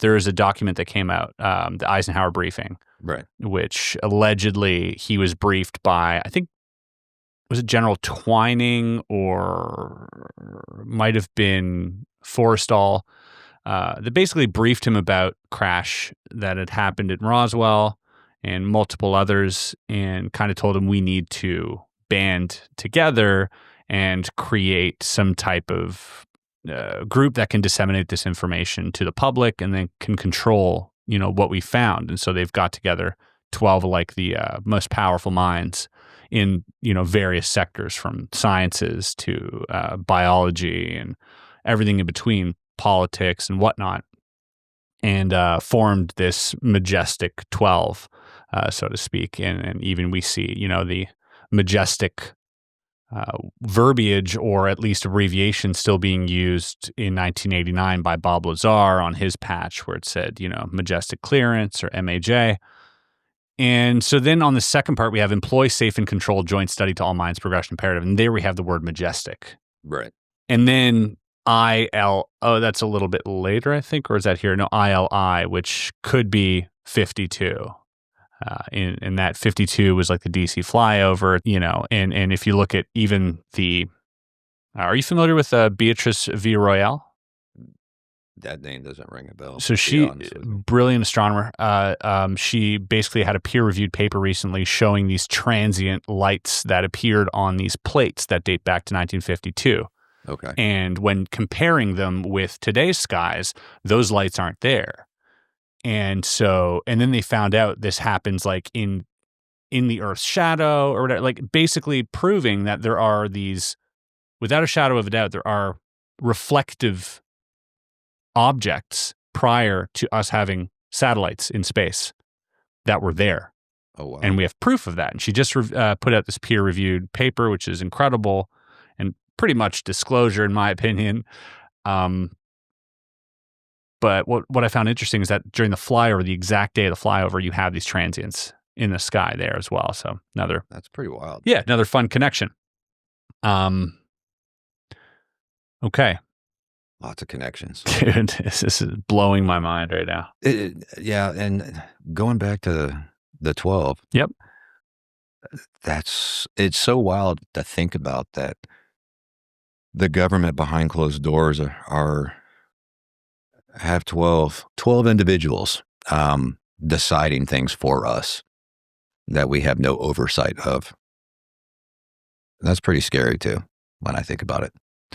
That number's probably grown. Yeah, it's probably not 12 anymore. No, probably close to 27. No oversight, making decisions for everybody. Yeah. Yeah. I'm hoping that they make good decisions. Yeah. I hope they make good decisions for us, but yeah. I don't know. We didn't elect them. No, exactly. We didn't elect them. Okay. We get to the next message here, and we're going to pace ourselves through these if that's fine. Absolutely. Embrace this. And then it says space in parentheses. And I don't know if that's just a liberty from Dr. Drew, but embrace this vessel threat. 000 journey, and then in brackets 12, and then LYs in light years. Ike's embedded citizens are ready. Ike being another reference to Eisenhower. Right. And his embedded citizens are ready. We'll get to that. And then disclose, evolve, and then a bunch of ones. 1, 1, 1, 1, 1. What do you make of that message? Most of it's pretty baffling to me. It could be interpreted in several different ways. I mean, you got to keep in mind that this is what I'm writing when I wake up. So I'm not fully coherent being waking up to this and writing it down. So it is still throwing me back that, I'm half awake and writing these things down, and they're making, they have meaning behind them. And so I'm still, it's a lot to digest, for one person to digest a bit. So, I mean, I look at things and I have to do it in small sections. Yeah. And really think about things in small sections to really have a thought on it. And some of it is just, it's just kind of out of my realm, to be honest with you. Mm-hmm. So some of this is, I don't know what the meaning is behind it. I just kind of take it as it is. That's so wild, man. Yeah. It'd be one thing if I was sitting here with somebody who's like, on Discord all day talking about aliens and like, doing research like me or something, but you're none of that. You're not really involved in any of that, are you? No. I relatively live a pretty private life. Yeah. I do play a phone game, and I do have a Discord associated with that phone game. Yeah. But, my Discord that I'm on are roughly about, my King's Throne Alliance. Yeah, Clash of Clans or whatever it is. Yeah. It's my the alliance that I'm part of, and we discuss game stuff. I mean, you're not talking about aliens with anybody. Not really. I mean, no, it's not a common conversation piece. You know what I mean? Yeah. We share things and vacations and things that we go on. People buy a new car, new truck, and they discuss things like that. But generally, we discuss things within our little group and what we're doing on the game and how to improve and beat the other alliance. And you're not a UFO researcher, is what I'm asking. No. Okay. No. That's that's something that needs to be made clear here. You're not a UFO. You've maybe become somewhat of a researcher because I think anyone would over time. Yes, and over after this, then yes, I start to watch some more videos and try to get some clarity and understanding with what's happening with me, and look for people who have gone through some similar thing to help me identify myself with other people out there, because you kind of feel alone and in the dark. You feel very singled out. I guess in my mind frame, I feel very singled out. I feel alone, but I know I'm, just after a little bit of research that there other people have gone through some similar things, and that provides a little bit comfort, for me to deal with. But in the beginning, Linda will tell you it's a little bit scary. I felt a little scared, in the beginning part. And it takes a lot. It takes a lot of courage for me to say that, because I'm not afraid of anything. I don't care how big the guy is. I'll take him on. I don't care. I might get my butt whipped, but he's going to feel me the next day. I'm just that type of person.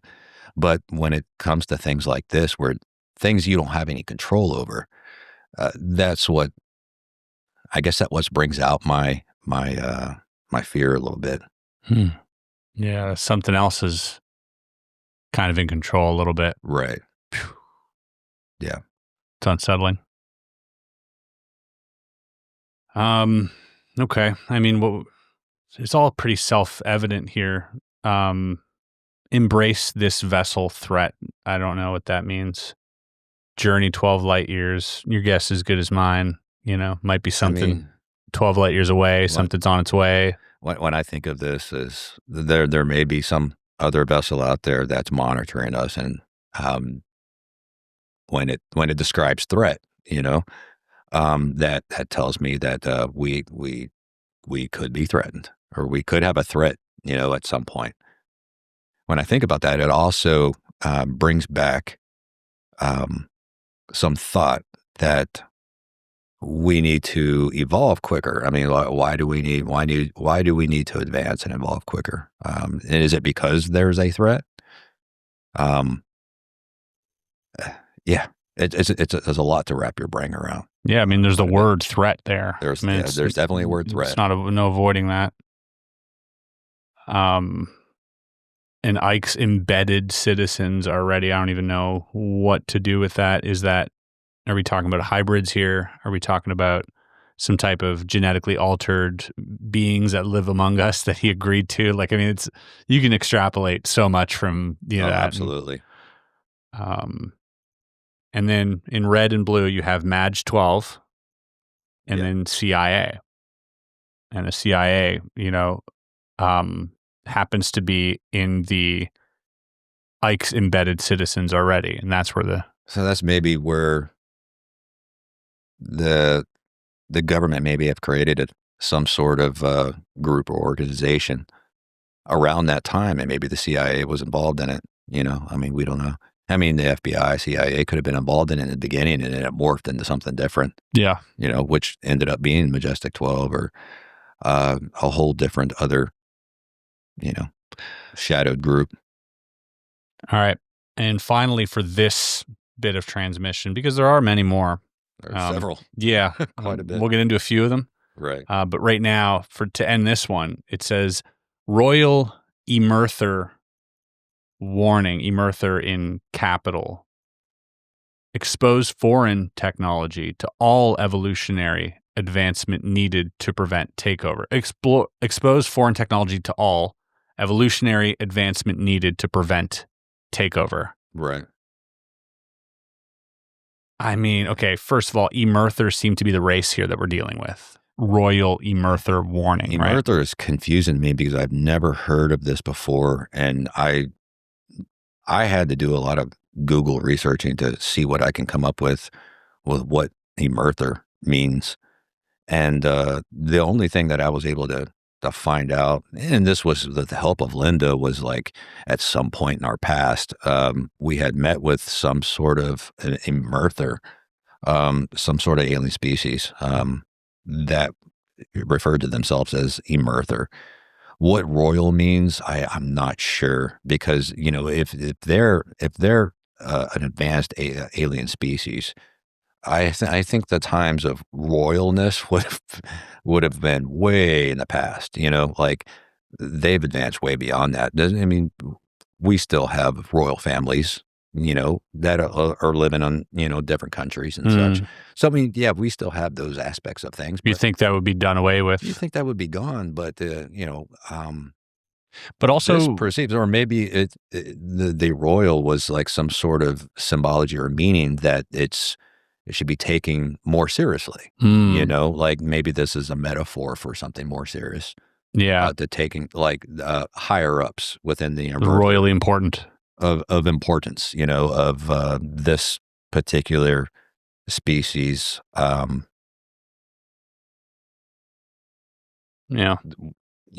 Group. Yeah, or how they determine things, or maybe leaders. Within their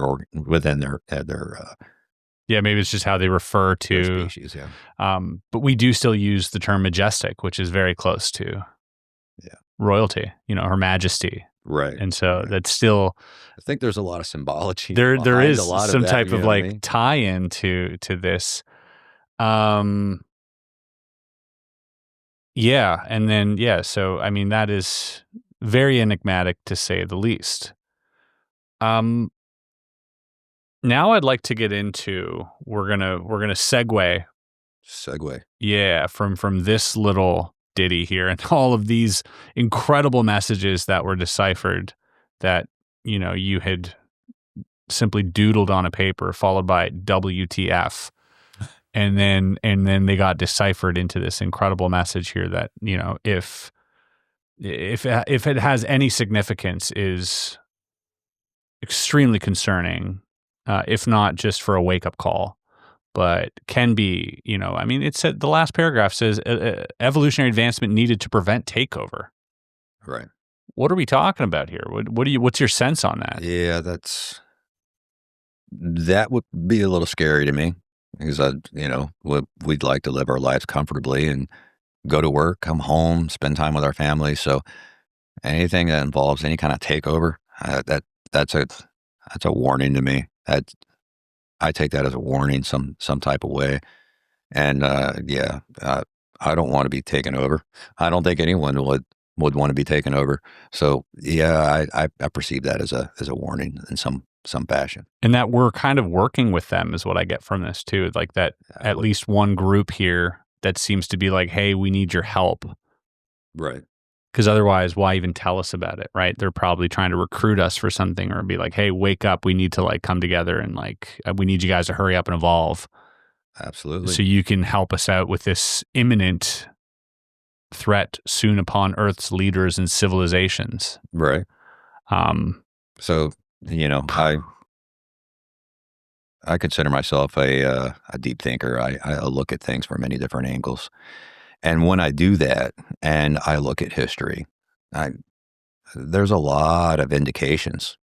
There's a lot of indications that this has been going on for thousands and thousands of years. I mean, I believe it was going on with the Egyptians, ancient Egypt. I believe it was going on in Easter Island. I believe it's been going on in Peru. And there's several different locations all across our planet that point out and indicate some advanced technology, some advanced proof that they've been associated with us throughout time. So I do believe that not only do we have several different species that have been interacting with us throughout all of history, I also believe that as some of these cases, some of these things that have been happening could be, in fact, future versions of ourselves, visiting ourselves, from... What gives you that impression? What gives me that impression is that I don't have any proof of any concrete evidence, but just I don't have any concrete evidence. It's just some of the things that I've read and seen online just indicate more or less that we are maybe in the future we developed a version of time travel and we visited our ancient selves, which would be us right now, and to try to help guide us into a better future, in some way, yeah. And in some fashion. So, I mean, I would not put that past that we are sometimes seeing future versions of ourselves mixed in with all these different other alien species. That makes sense. So there's, we talked about this over dinner a little bit yesterday, but if you were to send back information in time, I think it would look like binary. It would look like binary. Right. Because if you were able to take photons and sort of, flip them from, these particles, flip them from positive to negative, over an infinite distance, because they're entangled on a quantum level, they would instantly flip on the other side of that. But not only through distance, but through time, because it's quantum and time, these things aren't beholden to time or space. So you could essentially, and maybe I'm talking out of my ass here, but I feel like you could sort of suspend these quantum bits or whatever, right, in one orientation in space and time at this very place, wait a bunch of years, and they'll be there for you when you get to over there. At this point in time. Yeah, at this point in space and time. And then you can just manipulate them, and they would automatically change them back then too, because they're entangled. Right. And so you'd be essentially able to communicate through time using photonic, communication in a way. Photons are very impressive. And yes, the way they the way they operate is quite fascinating.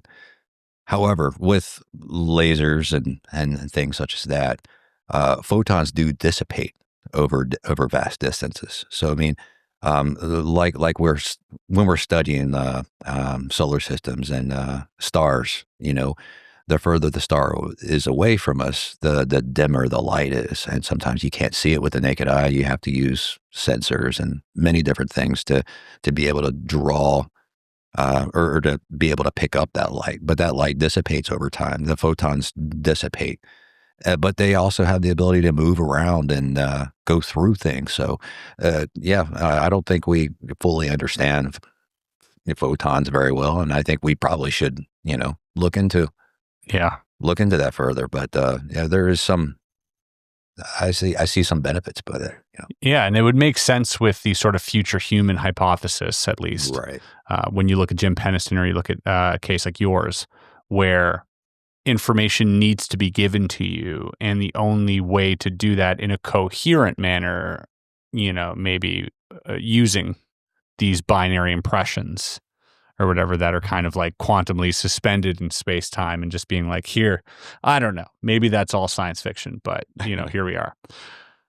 I'd like to go back now to June 29th and your encounter. Okay. You have since then recalled more information through dreams that you've had. Right. And through other experiences that you've had subsequently. The messages have also since evolved into different lettering, now voices, also impressions, dreams. Like the transmissions haven't stopped. Correct. They've gone on consistently. Oh, they've slowed down. They've slowed down for a while. They slowed down quite a bit. So I was getting the boxes and lines several years ago. And then they kind of shifted to lettering, capitalization, and lowercase. And then that was only for a very short period of time. And then they've evolved into I'm hearing the voices. I'm hearing voices. I'm hearing messages. Male or female? Mostly female, but sometimes male. Mostly female? Mostly female, sometimes male. What is the tone of voice? Is it stern? Is it happy? Is it calm? The tone has been, for the most part, pretty calm and at times stern with the female voices sometimes. The male voices have been informative and comforting, but can get stern at times, just with tone. But it's, for the most part, I want to say it never overly aggressive, never overly friendly. No extremes. No extremes, just mild subtleties. Okay. It is more or less just informative.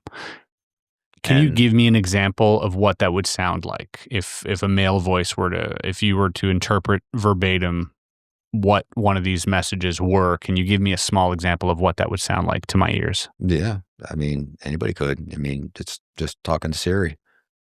Really? It's very similar, just not with such high fluctuations and excitement. Siri's super excited about everything. But, you tone that down quite a bit, and it's just, just informational. Regular informational. The sky is blue, like that type of deal. The sky is blue, and just subtleties, very subtle. Wow. Whew, that's got to be a whole other thing that freaks you out. Well, that mixed with images, mixed with going back to the first time. Since then, I told you, over dinner last night, that I've had some more dreams based on that night. Not a lot, just a few. And all it is just remembering a point in time that I wasn't aware of when it happened. And that was, my driver's side door was open and I was being pulled from my truck and I was being held. And it was only a short flashback moment. You know what I mean? And in that flashback moment, maybe it lasted 8 to 11 seconds in that flashback moment. But I clearly remember seeing my wife in the passenger seat, almost frozen in time, still staring up at it, why I'm being pulled and struggling. And why I'm struggling, I'm not seeing what I'm struggling with. So I don't get a clear visual image of what I'm struggling with, of what I'm fighting with that's pulling me from my truck. But I am seeing that I'm fighting and making noises and grunting. And the whole time I'm struggling, I'm looking for help. And so I'm seeing, and I'm seeing my wife sitting in the passenger seat, just basically frozen in time, looking up at what we were looking at, and I remember like, help me. But she's not moving. She's like literally frozen, and I'm being pulled away. And as I'm pulled around the door and then start to pull, it disappears. And then it reappears as I'm directly underneath it. And I feel, I told you at dinner, right as I'm getting closer to it, that I cross like some sort of field where when I was outside, you were hearing crickets and insects and stuff. As soon as I crossed that first field, it goes dead silent. And I feel it interacting with my body in some way. And I can't quite describe the feeling going through that first field. I do clearly recognize that it got dead silent as soon as I crossed that first field. And then I went into another field. And when I crossed that second field, as I was getting closer, that's when I began to feel more weightlessness. And it was like I felt more weightlessness. And like I couldn't move fast, but it felt weightless to me. And so I clearly remember, maybe 7 seconds of that going through each field. And that first field, it was like silence. And the second field was weightlessness. And then I feel maybe a few more seconds of tugging. Like an electric charge? Is that what this field felt like? Kind of feel like an electric charge, but more or less like I couldn't even put it into words. Slowing my reaction time down, slowing down my movements is the best way I could describe it. But your head is still functioning at a normal rate. I'm still looking around. I'm just not able to whip my head around. I'm not able to like moving through molasses or something. Similar, yes. Yeah, so I'm like slowed motion, slowed physical motions. Okay, is the best way I could describe it. And then it disappears again. And then I had the dream where I was on the table and I was surrounded. It just goes back to that, and I drew an image. And you have an image that I drew. Yep. Where it showed the species that was around us, and in that picture, there was one that came in later and took this black contact out of its eye to get a better look at me of some. This is the impression that I got. Okay.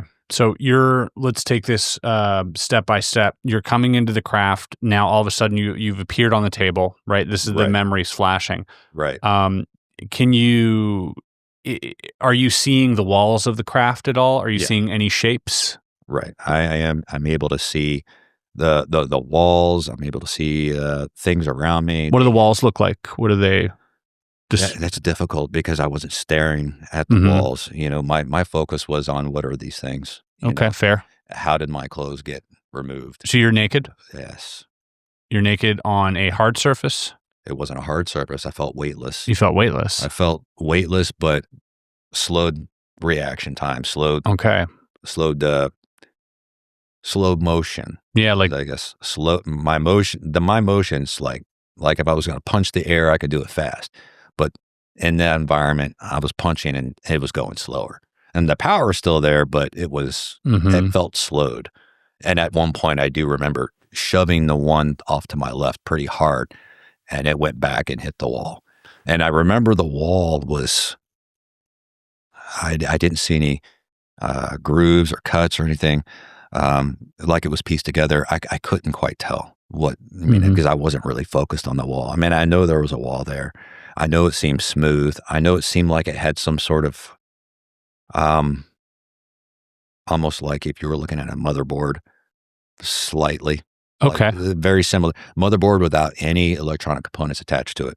You know, like it's got all the little, circuitry in there, but without any of the components attached. It's the best way I could describe.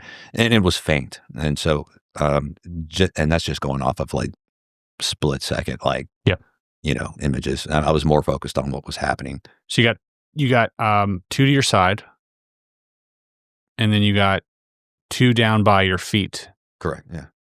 And can you describe physically height, skin tone, complexion, what they look like for the audience? Well, they're all roughly around the same size. They were not the exact same size. There were, I believe, 2 or 3 that were focused on their tasks. They were not associating my emotions with anything. They were just focused on doing what they were supposed to be doing. There was one that was down by my foot that seemed a little bit older, had some age behind its appearance, but was also trying to do its best to keep me calm. I was kind of freaking out, and so it was trying to calm me down, you know, and make me relax or something. The others just seemed like they were focused on their tasks. Like this is what they do all the time. They're used to this. They showed very little emotion. The only one that did was the one that looked a little bit older. Right. Like the one that was in charge, or maybe the one. Mm-hmm. He seemed like individual, like one that studied emotions and feelings, or has been studying emotions, or maybe. Whoa. I mean, I have no idea what position this one had, other than that it was trying to relax me and calm me down, because I was feeling like some sharp pains in my back and along my neck. I was fine, but I would feel like electric pain, stabbing pain, like stabbing pain mixed with electricity, like shocks and jolts in my neck and my back. And so, yeah, I remember that. And I remember the one that came in after took the contact out to look at me. When he took it out, did he peel it? No, just popped it out. Just popped out. It was like a rubber or something, you know. It was like some sort of filament. I was under the impression that maybe it was some sort of computer system, silicone, that had some imagery or some, you know, user interface technology that can, you know, maybe see in our environments, like this happened. See a different spectrum, the spectrum of light, maybe. Like this happened at night. Maybe it was amplifying the darkness so that it could pull me from the truck. Like maybe this was one that was pulling me from the truck. And his eye color? He had blue. He had blue eyes. Was it deep blue, dark blue, light blue? It looked natural, like human. Yeah. Human blue. But the eyes were much larger. Yeah. Much larger. How big would you say? I would say 2 to 3 times. So have you ever read the biology report of a guy who claimed that he worked on these beings? No, I did not. Okay, this might be interesting for you then. I'm ready for that. I'm not going to go through the whole thing, but I will send you. I made a whole video on it. Okay. But I will touch on what he said about the eyes. Okay. Because he goes through, and maybe I'll go through the head and the ear here, but he goes through the brain, the fingers. It's a whole biology, and he breaks it all down. He said he worked on them. Oh, wow. Okay. And he goes like the head contains 2 large oversized eyes, 2 nostrils without protuberance, a narrow mouth without lips, 2 ear canals without auricles, and there is a mandible, but the musculature is vestigial. There are no teeth, no tongue in the oral cavity, nasal cavity where the nostrils meet, yada yada yada. The eye. This is really interesting. Like the skin, the eyes are covered with a semi-transparent biosynthetic film that offers the same environmental protection while providing protection against certain wavelengths and light intensity. When the film is removed, a more traditional eye is revealed. Okay. It's about 3 times larger than a human eye, and there are no eyelids. The size of their eye suggests they have excellent night vision. It seems paradoxical to cover them with a semi-opaque film, and he says semi-opaque. Right. This is something that I found extremely interesting because normally when we picture these grays, we think dark black eyes. Right. Here, and that might only be because it's nighttime when you see them. But here he says semi-opaque, Right. so not completely blacked out. You don't want blind. Is that what you saw? No, it appears black at nighttime. At nighttime, but when you looked at In the their other room. ones, could you see their eyes behind? There were. I wasn't focused on their eyes. I was focused on Yeah, this is hurting. What the hell's going Sure. on to me? I was in fight mode. fair enough. So he peeled away his eye to have a closer look at you, and That's what I noticed is when Mhm. when this pulled its contact, or this I associate it with a contact, pulled this dark contact out of his eye. I could tell it was a normal eye, just much larger. it says here their sclera is the same color as their skin. The iris is pale gray in this one particular, Okay. and the pupil is black and oversized. The lens is rounder than a human, and the musculature used to adjust focus is more developed. So I'll send you this. It's awesome. That's cool. Isn't that wild? That Because is, it that is is wild. kind of the only other time that I've heard.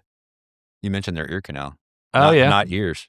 I drew what I saw. Yep. And you don't see ears on these. I see like a lump or some sort of Mhm. ridge, but not a defined ear. Just more like a canal. I noticed that too. I'll send you this file, and I'd That's love cool. for you to just maybe go through it and have a read because it is quite extensive. Right. And in my opinion, it rings pretty true. My conviction level on that being true is up there around 80%. I'm pretty high conviction Right. on that, but only because there are many.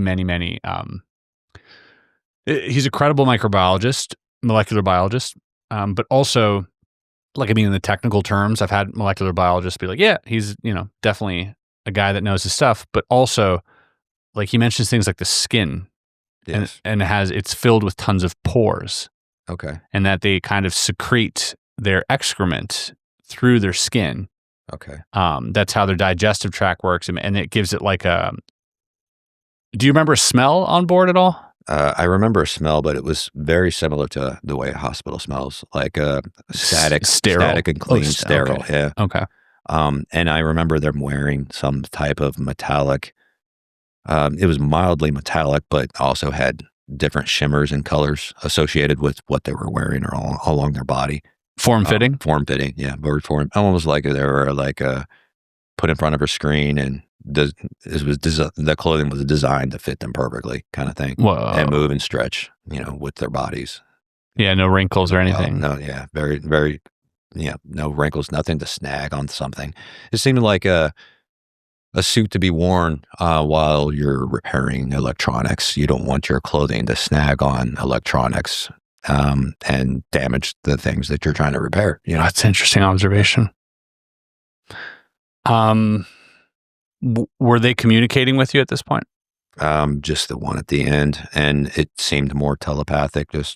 And I just got, I didn't get actual words. I was getting the feeling, the telepathic feeling, and her emotions relax, calm down, everything's okay. You're going to be all right. That's what I was receiving from the one at the end, the one that looked older to me. Any other impressions that they were giving you? In this particular situation, no. Okay. No. And I don't remember I haven't had any flashbacks or memories of being put back in my truck. Sure. I had a moment where I was being pulled from the table. And I remember seeing the floor, and the floor was just solid off-white color. I didn't see any dirt or debris on the floor, but then it vanished. That's all I got was a little bit pulled from where I was being held on this almost weightless table to seeing the floor, and then nothing since then. Okay. This wasn't your only run-in No, this was not my only run-in. And I had several very extremely vivid dreams of being on their vessel another time too, or several other times actually, where it wasn't just the tall grays or Emerther. There were smaller ones, smaller grays, and there was very short female, a long hair that didn't look like the grays at all. They looked like a totally different species. Just and very what's the word I'm looking for? Very normal looking, such as if you take a normal 6-foot man and you just shrank him down to 3 feet. Proportionate is the word I'm looking for. Very proportionate to their body weight and size and height, like a normal person would look, just shrunken to about 3.5 feet. Wow. There were several of them. And this goes to another situation that I had mentioned to you last night as well, where my wife and I both had an identical dream the very same night. We had an identical dream where we are both in an environment that's under attack, or something's attacking this small community or town where there's a few high-rise buildings, like 6-7 stories. And some of these high rises were collapsed. Where I was at, where she was at, was a little bit further away. And she was with another female running for cover and trying to get away from this.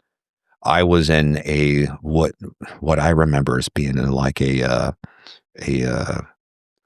store, hiding behind some shelves while the attack was going on. And when the attack seemed to slow down, I came out like a lot of other people did.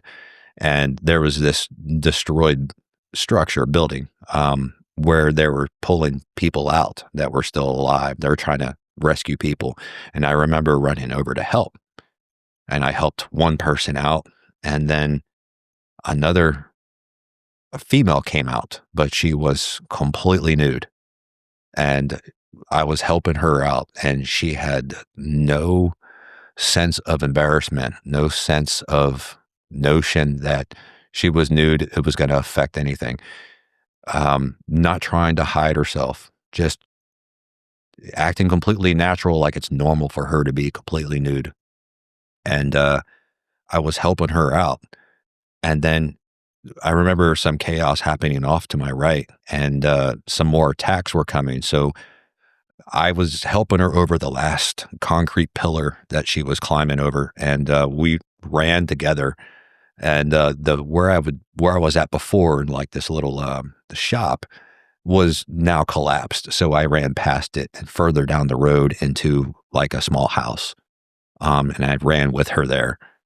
And what's odd is my wife was dreaming that she was in a different structure and running to another house. But in the distance, she can see another house. But what the other house that she can see in the distance of her dream was the house that I was running into. And she clearly remembers seeing two people running into it. And so what was odd is we both had the same dream of the same thing happening. But in different places. But we were in different places. Whoa. Of while it's happening. And so that was pretty wild, that we woke up and we're talking about it together like, oh my God, that's exactly what I dreamed, but I was at a different location and we were sharing the information. It was pretty wild. It's pretty. Yeah, I would consider that wild. But the thing is, you refer to these as dreams. I refer to them as dreams because they happen when I'm sleeping. Sure. So I don't want to misguide anyone. No, of course. I want to be 100% transparent and honest. And when they happen to me while I'm sleeping and I wake up and I remember them as if they actually happened the day before, like they happen vividly. Mm-hmm. And I can remember grabbing rock and touching the floor. I can remember smells. I can remember how things feel on my skin. I can remember wind or breeze on my face. So I mean, these aren't just dreams where all of the other senses are void. These are dreams where I'm feeling and smelling and hearing and experiencing with all my senses. That's what's happening. And so that's what makes it more visceral. And right. Well, some of these dreams, you've come back with injuries. Yes. And so that's where we've got we say dreams, but my dreams don't leave strange symmetrical marks on my body. Correct. Now, these other dreams where you had these markings, and if you like, we can pull them up. Yeah, we can pull up. Here's some images here. The first one here, this is on your thigh. These are three. This is an equilateral triangle, what looks to be, with three bruises. Yeah, perfectly identical distance between each one. You've measured them? Yes. And just with a basic. Yeah, ruler, you can also see it. Like what? Yeah. Where did this come from? It looks crazy. It's wild. It's so wild. And that just makes these dream states so much more realistic for me. You know what I mean? What was that particular dream? Do you remember that one? I really don't. Okay. I really don't remember which one that happened with, to be honest. I just wanted to I wanted to document, There was another one with my eye that's happened several times, actually. That one is, you can clearly see like some type of symmetry, some type of like angular geometric shape in your eye. Absolutely. And it looks like a puncture. And then a puncture. Right. And I'm not blind. Dude. And I got 20/20 vision. So that is clearly a puncture. Yes. What do you make of that? Do you think that was done? I don't know why that happened to me. I don't know why I needed something jabbed in my eye, to be honest with you. And so that part frightens me a little bit. Like something can hurt me and harm me. But, I'm thankful that I can still use both my eyes, and I have 20/20 vision. So, it's scary that it could happen, but it's comforting to know that I'm not blind in one eye. You know what I mean? Because, with any injury, we don't know how our bodies will handle those injuries. Sure. And we don't know, if this is a real injury or an upgrade or whatnot, right? And when we're going, as we progress later, in our conversation, we can talk about a trip to the hospital with a issue later down the road. But, yes. Yeah. And we'll get to that as well. Absolutely. So let's go back to these quote unquote dreams. You've had several where there are, like you said, other species. Right. Let's talk about some of these interactions, because if anything, I'm just more fascinated by this facet of the phenomenon is the different species that we might be interacting with, and the ones that seemingly are cooperating in some sense. There's some type of community of these beings working together, it seems like. At any one point, were there more than two different types of species in the same room? Yes. Yeah. Really? Right. Yeah. Were there ever any that looked like us? Yes. Okay, other than the little ones? Two. Really? Yeah. What did they look like? So in one of my dreams, there was or I keep saying dreams. This is how I associate it. So I will continue to say dreams because this is just I will allow it. Yeah. So in one of them, there were the tall grays, which I'm assuming would be the Emerthers. The small grays who I didn't have a whole lot of communication with. It was very mild telepathic and more along the lines of help guiding me around the ship. Worker bees. Walking around. They were helping me walk around the ship kind of thing. There were the small female. They weren't all female. There were some males that were much shorter than them. I would say like 6 inches shorter. And they seemed to have like very like a lack of intelligence. Like they were meaningless to them.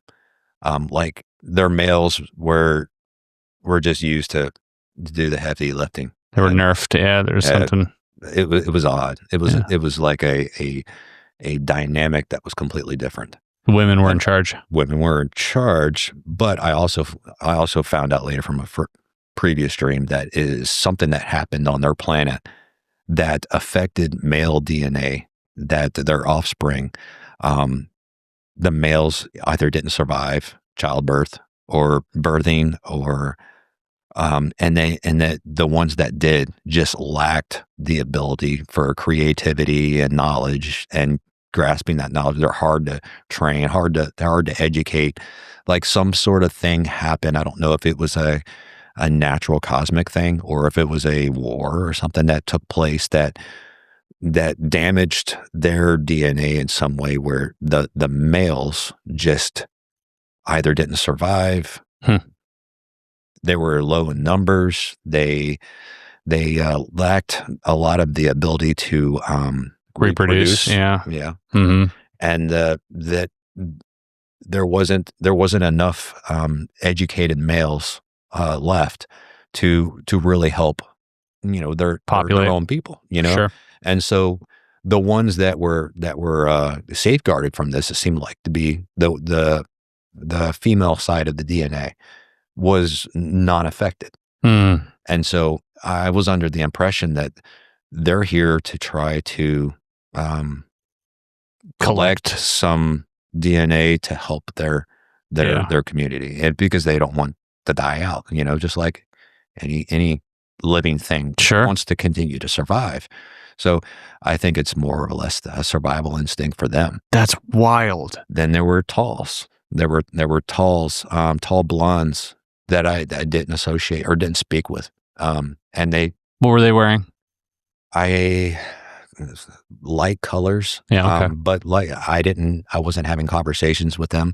They seemed to be having conversations with the Emerthers and doing things with them. But I recognized they're both male and female, and there were several of them. There's like 6 or 7 of them just kind of doing their stuff in the distance. They were about our height, if not taller, that resembled, human beings, as well as the small ones. There was another one that was walking out as I was walking in, and I only catch a glimpse of this one, but every time that I've had this vivid dream where I'm associating with all of them, there's always one that's leaving the room that's a little bit more shy from us. That's always leaving, and it I'm only catching a glimpse of it. It just kind of looks kind of like a, I don't know, ogreish, almost similar to, you ever watched Lord of the Rings? And the who they're fighting all the time. Oh, the orcs? The orcs kind of thing. Oh, wow. Very, like, somewhat similar, a little bit more advanced. Wow.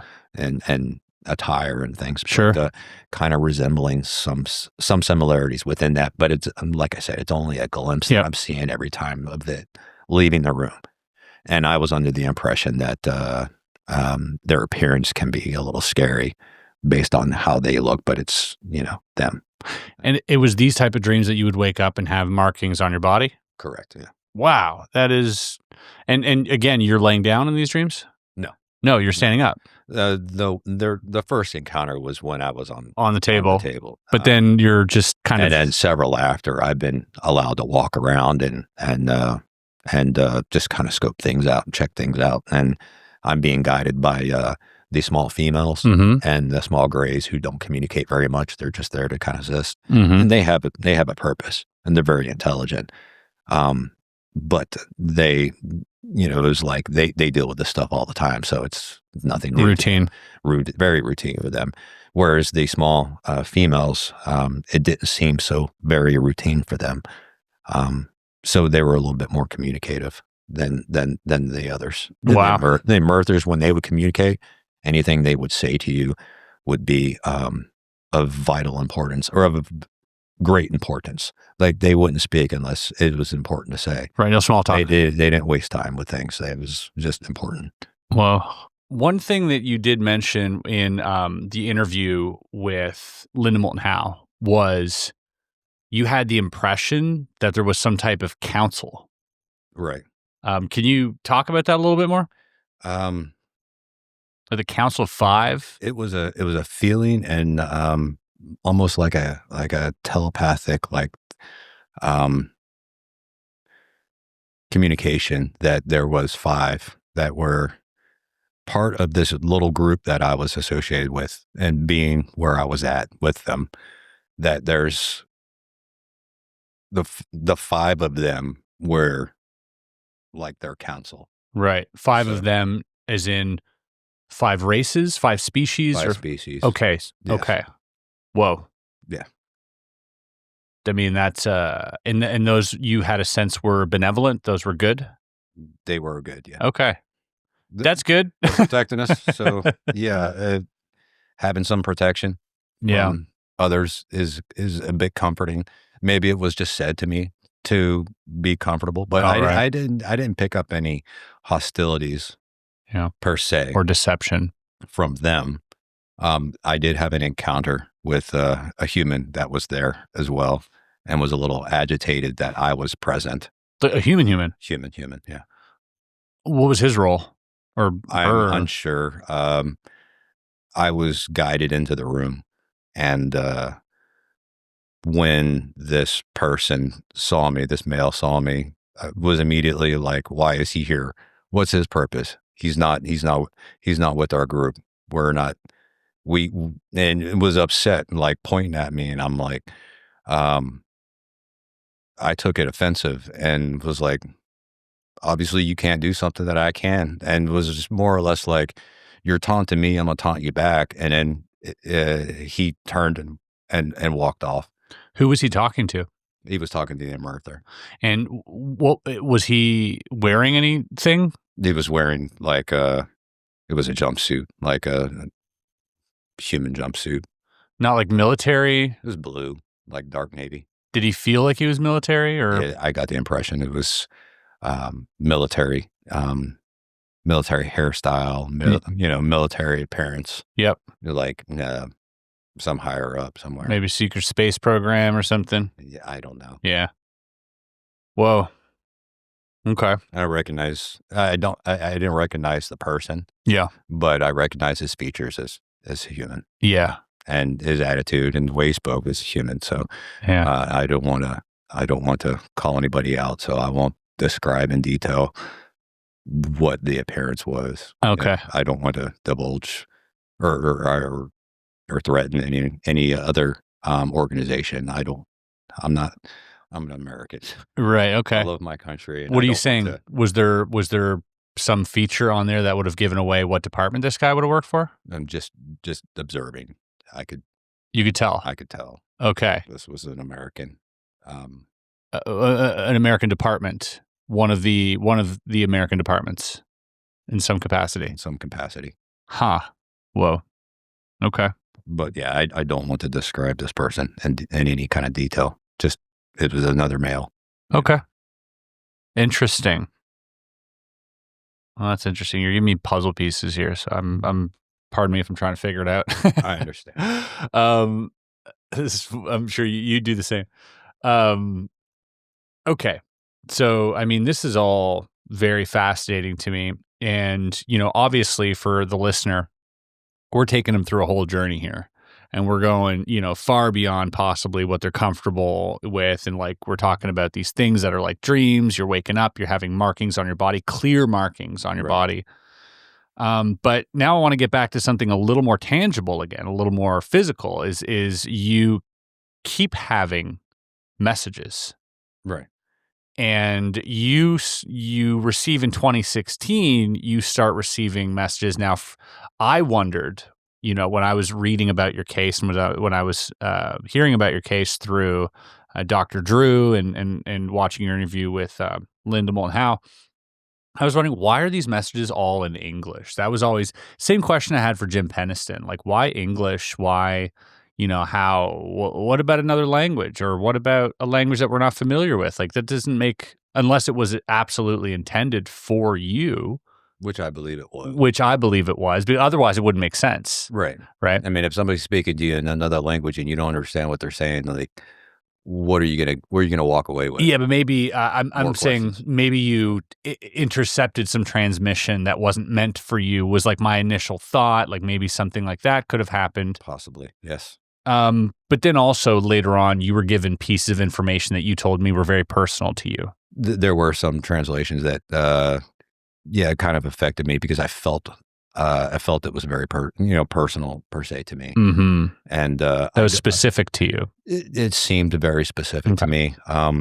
With conversations with Linda, and she'll tell you, it choked me up a little bit, but it also like put me on a little bit of a defense where it I don't want to take away from I don't want to take away from the experience, but at the same time it was a little bit profound.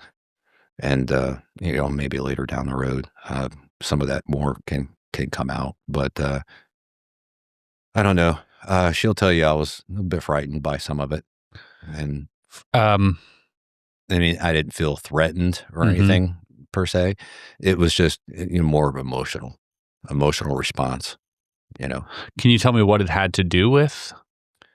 It had to do with some translations referring to me as being a kind of a messenger or something. Okay, but I don't want to associate myself with being a messenger or some sort of prophet or anything. Figure, because that's completely against who I am as a person. Yep. And we are all individuals. We are all fascinating individuals. Every one of us, all of your listeners, everyone out there is a fascinating person, and I don't want to take away or project myself as being something that I don't feel that I am. You know what I mean? Sure. And so, yeah, it was described to me as like I have an ability to perceive things that several others can't seem to do, or can't evolve in a way where the messages can be received well. Yeah. And I believe that it was referring to, this is after some great time thinking about it, that maybe it was just a metaphor or speaking to me in a fashion that I'm able to do something that many others can't. And that I believe that I'm able to receive the information and coherently speak about it afterwards. Yeah, you're a decoder. Yeah, like a decoder, but and so it bothers me a little bit because I don't want to be. It's a lot of responsibility. Yeah, I don't want to be put up as some sort of. Sure. But on the other hand of that, yeah, there is, I think, some importance to at least divulge some of that information. What you're doing here today, I think, is really brave. Right. Absolutely. Yeah. And I think we're all messengers in some way. Yeah. But I do think it's important that you share a lot of this stuff, because clearly, if they're concerned, yeah, I believe we should be concerned. I agree. If they're concerned, then we should be concerned as well. Okay. So you continue having more of these messages happen over time. And I'd like to ask, is this something you're willing to talk about? We can. Yeah, okay. Discuss. Let's get into some of this, and again, if you're not comfortable, you just let me know and we'll work around it. The next progression here is June to October 2016. Okay. You have messages in 4 symbols from the Emerthers to yourself. And the message is as follows: your creator is displeased. Arrogant belief must allow all. Now you're given a latitude and longitude. Bergoglio accept. Open and free keys. And then decoders monitored. Use caution. So right there, just for this first part, we have something really interesting, but those... I don't remember what the latitude, longitude... Where it goes to? Where it goes to, yeah, I don't remember. So the latitude of Solomon's Temple... Oh. 31.77, and then the longitude of Temple Mount. That's crazy. And it's so crazy because as a defense contractor, I recently was in Israel and in Jerusalem. Yeah. I've got pictures, near that location. Whoa. Yeah. It's like it was predicting my future outcome of where I would be. Whoa. That's wild, isn't it? Obviously. This happens all the time. These synchronicities. Yeah. I do not choose work for where the location is. I choose work for the job, and I don't have no idea where I'm going to end up, doing this type of work. So It's kind of wild that, Yeah. I mean, there are a lot of kind of wild things going on here. So yeah, you take that as almost some type of synchronicity, like they're showing you like, hey, and here, the word solo, at the longitude of Solomon's temple here, solo is in Solomon's temple. So right. another interesting connection that was found by Dr. Drew here. Credit to him. And Solomon, I believe, didn't he have some sort of guidance from God himself to create the temple? I'm not familiar with I'm not lore. not super familiar with religion. I would align myself Christian to the best part. Sure. I'm not an everyday go to church type of person. Yeah. I'm pretty open-minded, but I do live my life peaceful and calm and courteous to others and polite to others, and I care about life and things. But yeah, solo. Well, I'll have to look into that a little bit. Seems like individual, and that points at Solomon's temple, quite a bit. Where were you when you received this message?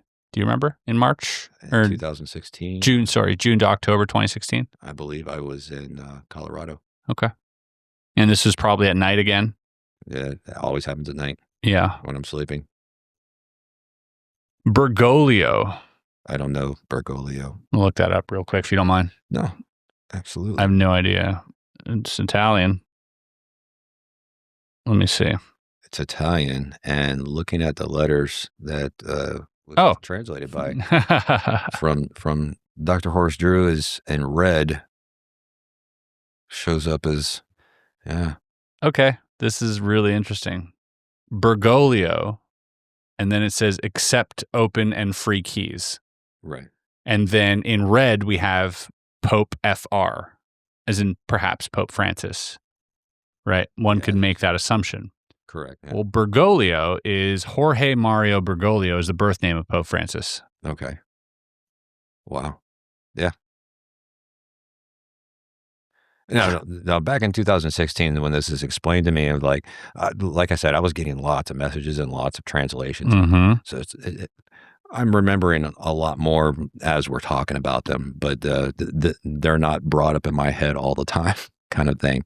Yeah. Because I'm constantly, of course, more and more type of messages. So yes, Bergoglio does ring some bells with Pope Francis. Well, I mean, this is so wild. And is he still the Pope? Because I think the Pope changed again. He passed. Yeah. Yeah.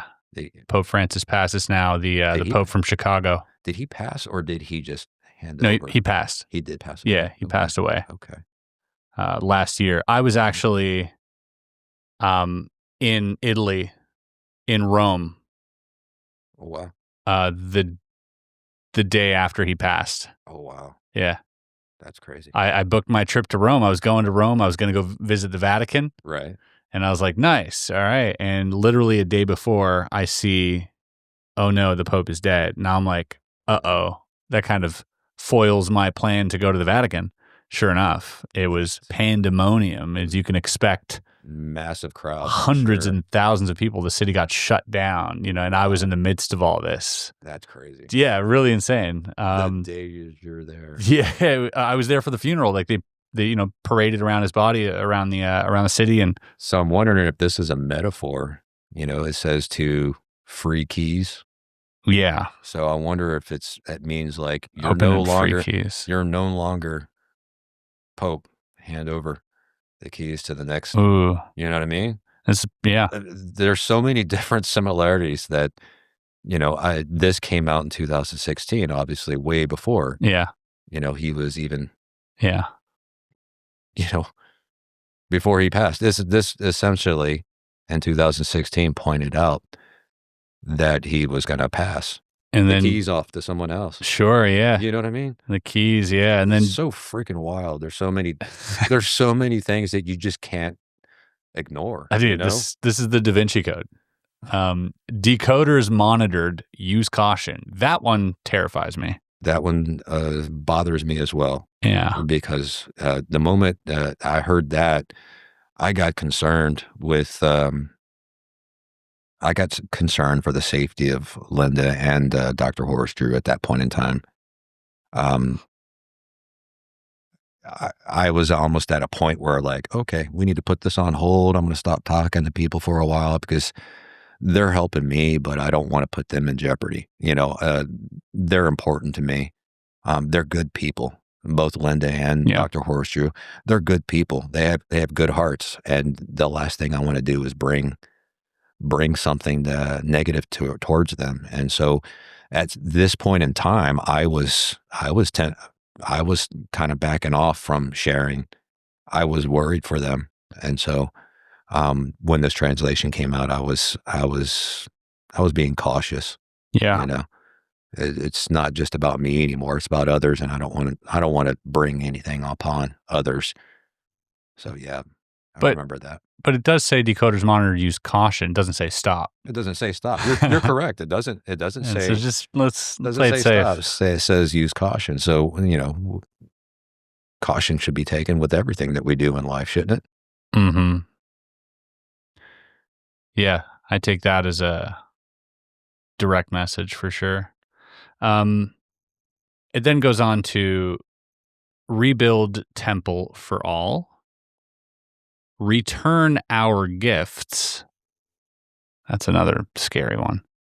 What gifts? And so I don't know about that one at all. I mean, I couldn't think of anything. Return our gifts. So would this be like reprisal, recoveries? Definitely. But if they were crashed, well, not always. Are they gifts? I don't think they all crashed. No. Do you think they were just here's something that works?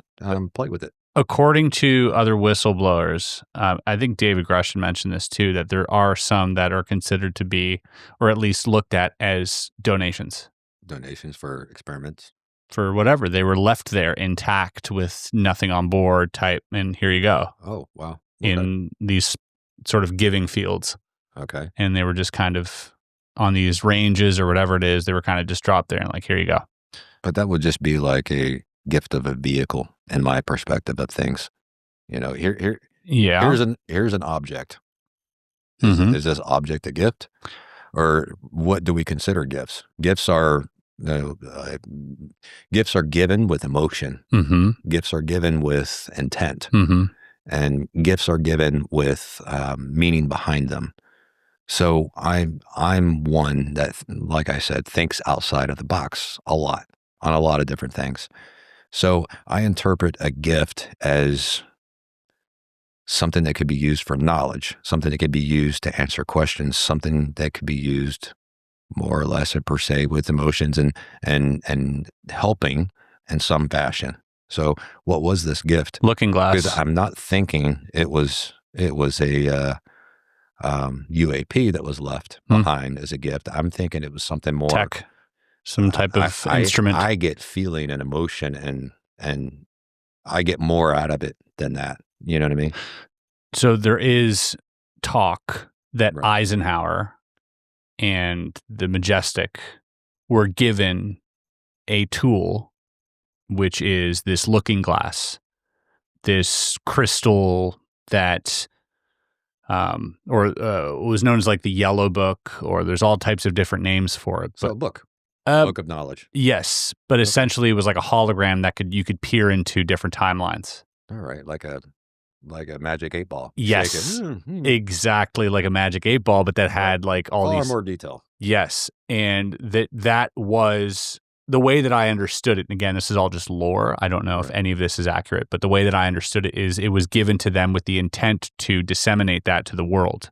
Okay. Use this as a tool to evolve. Right. And they chose to keep it for themselves and to use it for their own personal gain and militarization. Okay. I can see and controlling the narrative through the military-industrial complex. And that ticked them off. And they were like, that's not why we gave it to you. You promised us that you would do it this way, and you didn't. You're not using it for its intended purposes. So I see return our gifts as being like, hey, either play nice or give it back. Play nice or give it back. Yeah. Give back our toy. Exactly. Right. Topside destruction of early libraries, artifacts, and structure. What do you make of that? So when I think of topside, I think of surface. Mm-hmm. Because, I'm not Navy, but if I was operating underwater, then surface would be the water level, the surface of the water, surface of the earth. So this would be how I interpret it is libraries. It says libraries. What else did it say? Libraries, artifacts, and structures. Libraries, artifacts, and structures. So artifacts are things of our past, right?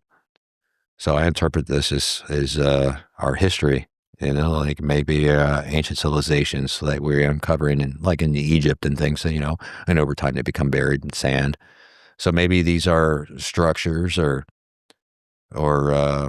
maybe they have information. Maybe there's historical reference or guides, such as hieroglyphics, and some of these ancient structures that we're unburying in the desert that are echoes of our past, of how we lived back in the day, and maybe they're being destroyed in some fashion somehow. Yeah, and that's the topside destruction. Topside. So there might be a whole underground component here that we're right.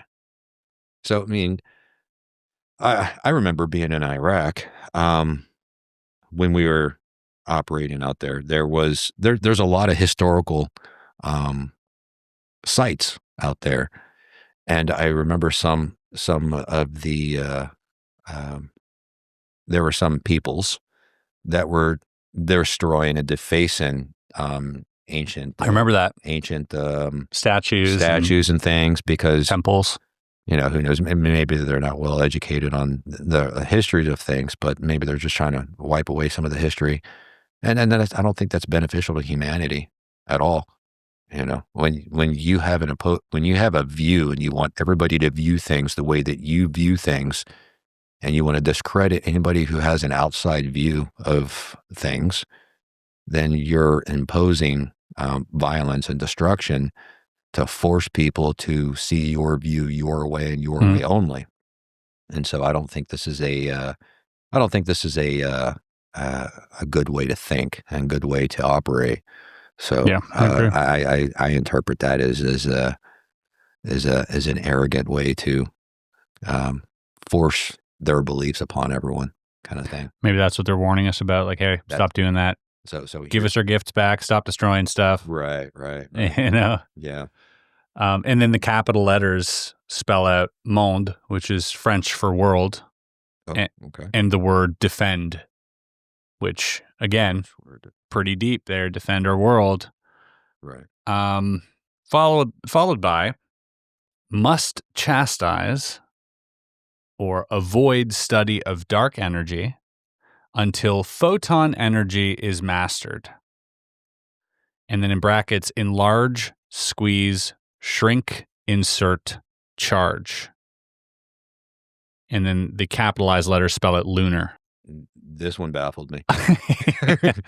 I mean, as far as the enlarge, shrink, insert, charge, I have sounds technical. It sounds like it's kind of out of my realm of my knowledge, physics or something.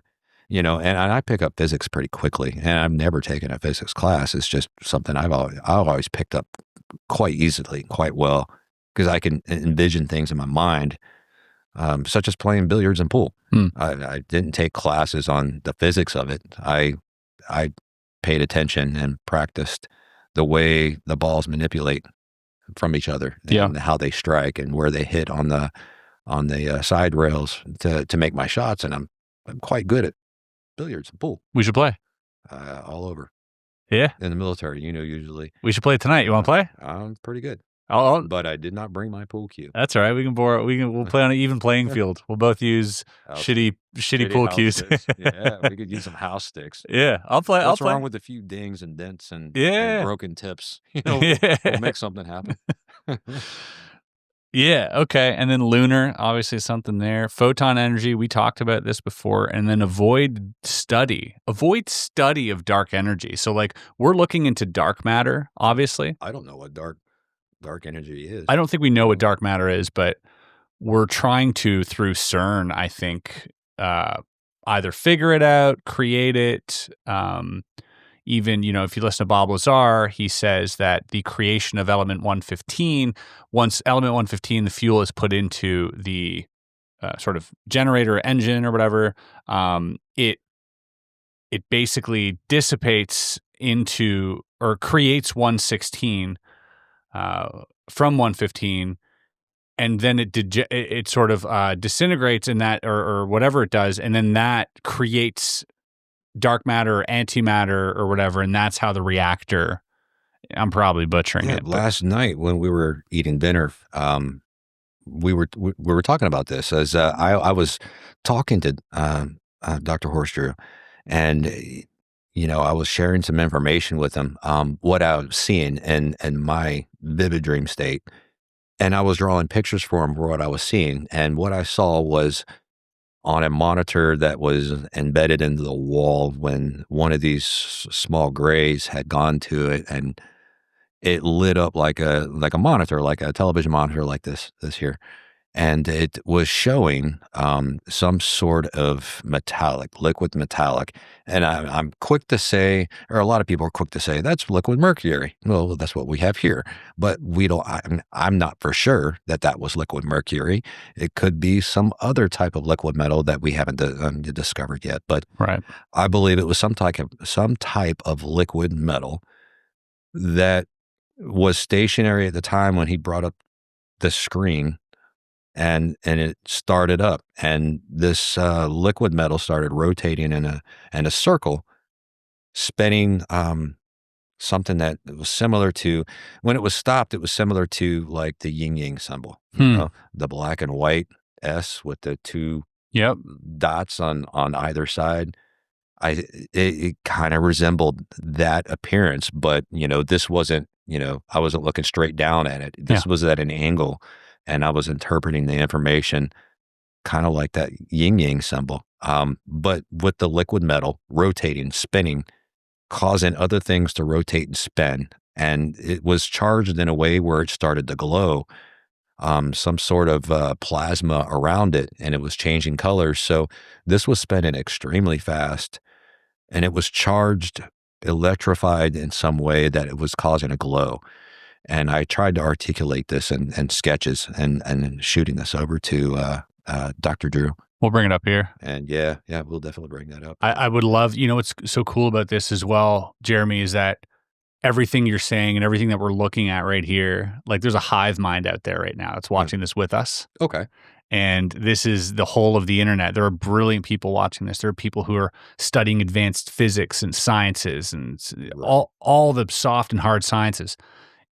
And collectively, it's another one of the reasons why, again, I'm so thankful that you're doing this, because you're giving not just me this information, you're giving this information to humanity, and whoever's out there who's on this path to try and, help disclosure, help whatever that is to come to light a little bit and shine some light on this stuff. I mean, they're going to find something in here that they can use for that. And that's... I am constantly getting new information. I'm constantly receiving messages in some fashion. Not every day, not every night, but, once, twice a month, maybe once a month. Maybe I'll go a few months without anything and I'll have something. But I'm constantly bombarded with very clear messages, very vivid messages. Yeah, I would be happy to, some engineers, I'd be happy to assist and help, because honestly, I'm burnt out with the radar stuff, I've been doing it for so long. I'm ready to move to something different. I would love to go on the investigative side of things, where I'm not sitting and told to sit there and just, hey, somebody else is going to do this. I want to get involved, I want to help out. I have that engineering background. I would be happy to help. Yeah, and I'm sure, after this airs, you'll probably get some phone calls. I would Reach out to me. That's why I took the mask off. Yeah. I'm not going by Sergeant First Class CJ anymore. Yeah. My name's out there. It's time. Hit me up. I would also err on the side of caution when it comes to that, because throwing out an open invitation like that can lead to all sorts of things. Yeah, yes. Definitely. But you're a smart guy. I mean no threat to anyone, especially my own country. Yeah. I chose to defend my country. I'm an honorable person, and I will not. I do not want to create any negative impact within our within my country and within the world, per se.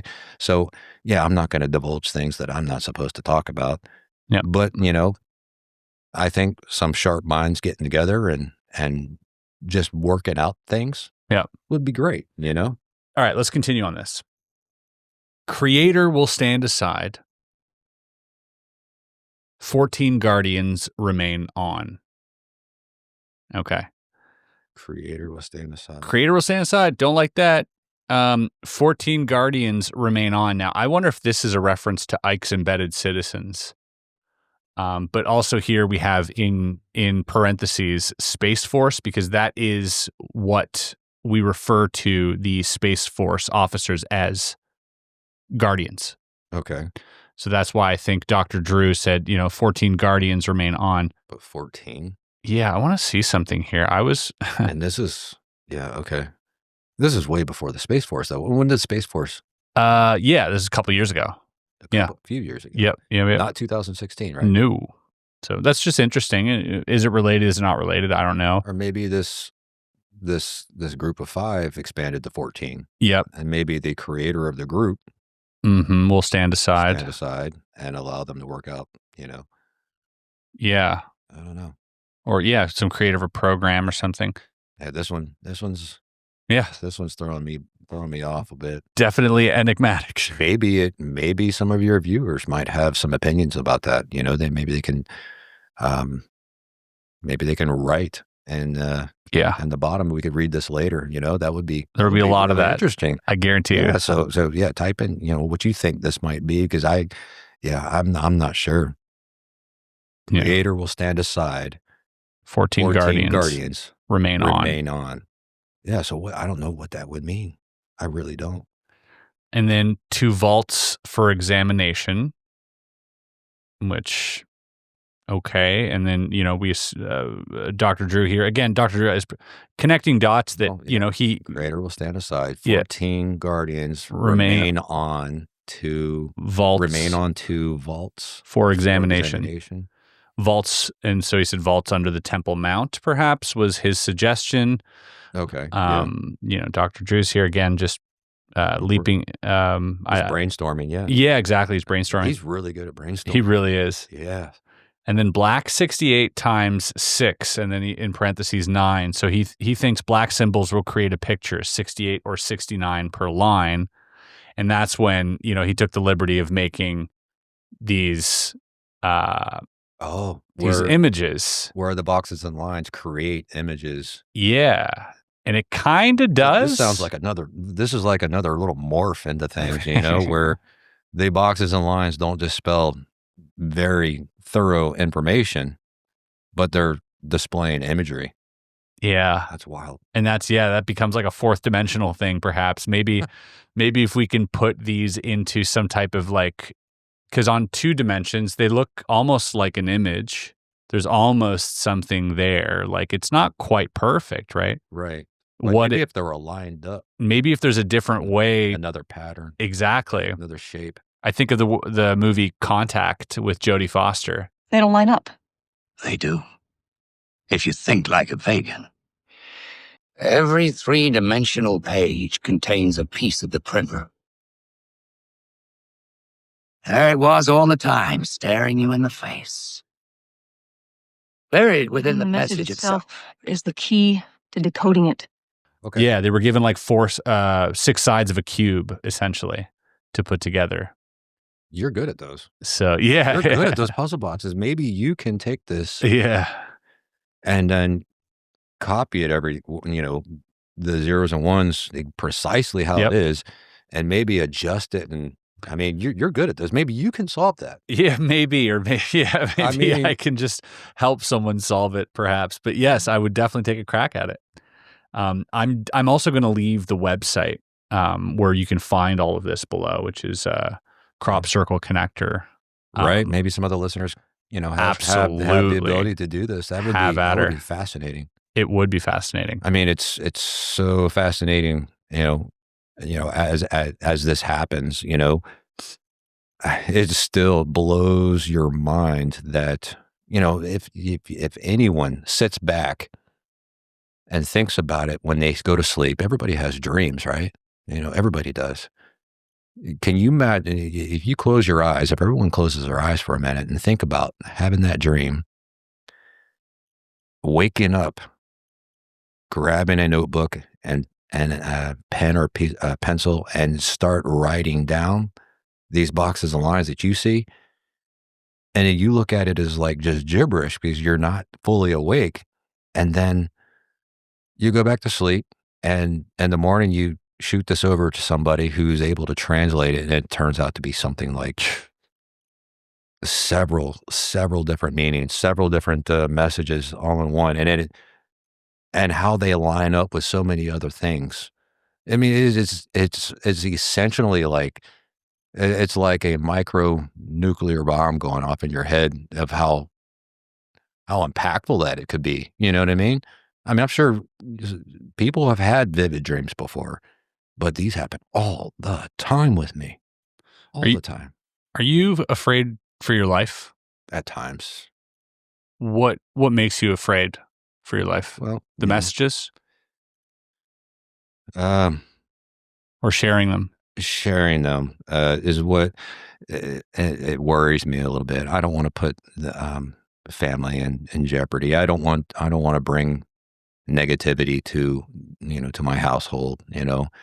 I'm a peaceful person. I mean, I haven't always been peaceful. Of course, in war, you're in military, you're just trying to survive. You're not a murderous savage that's running around. You're trying to defend yourself and defend the soldiers that are with you, and you're just trying to survive it and move on.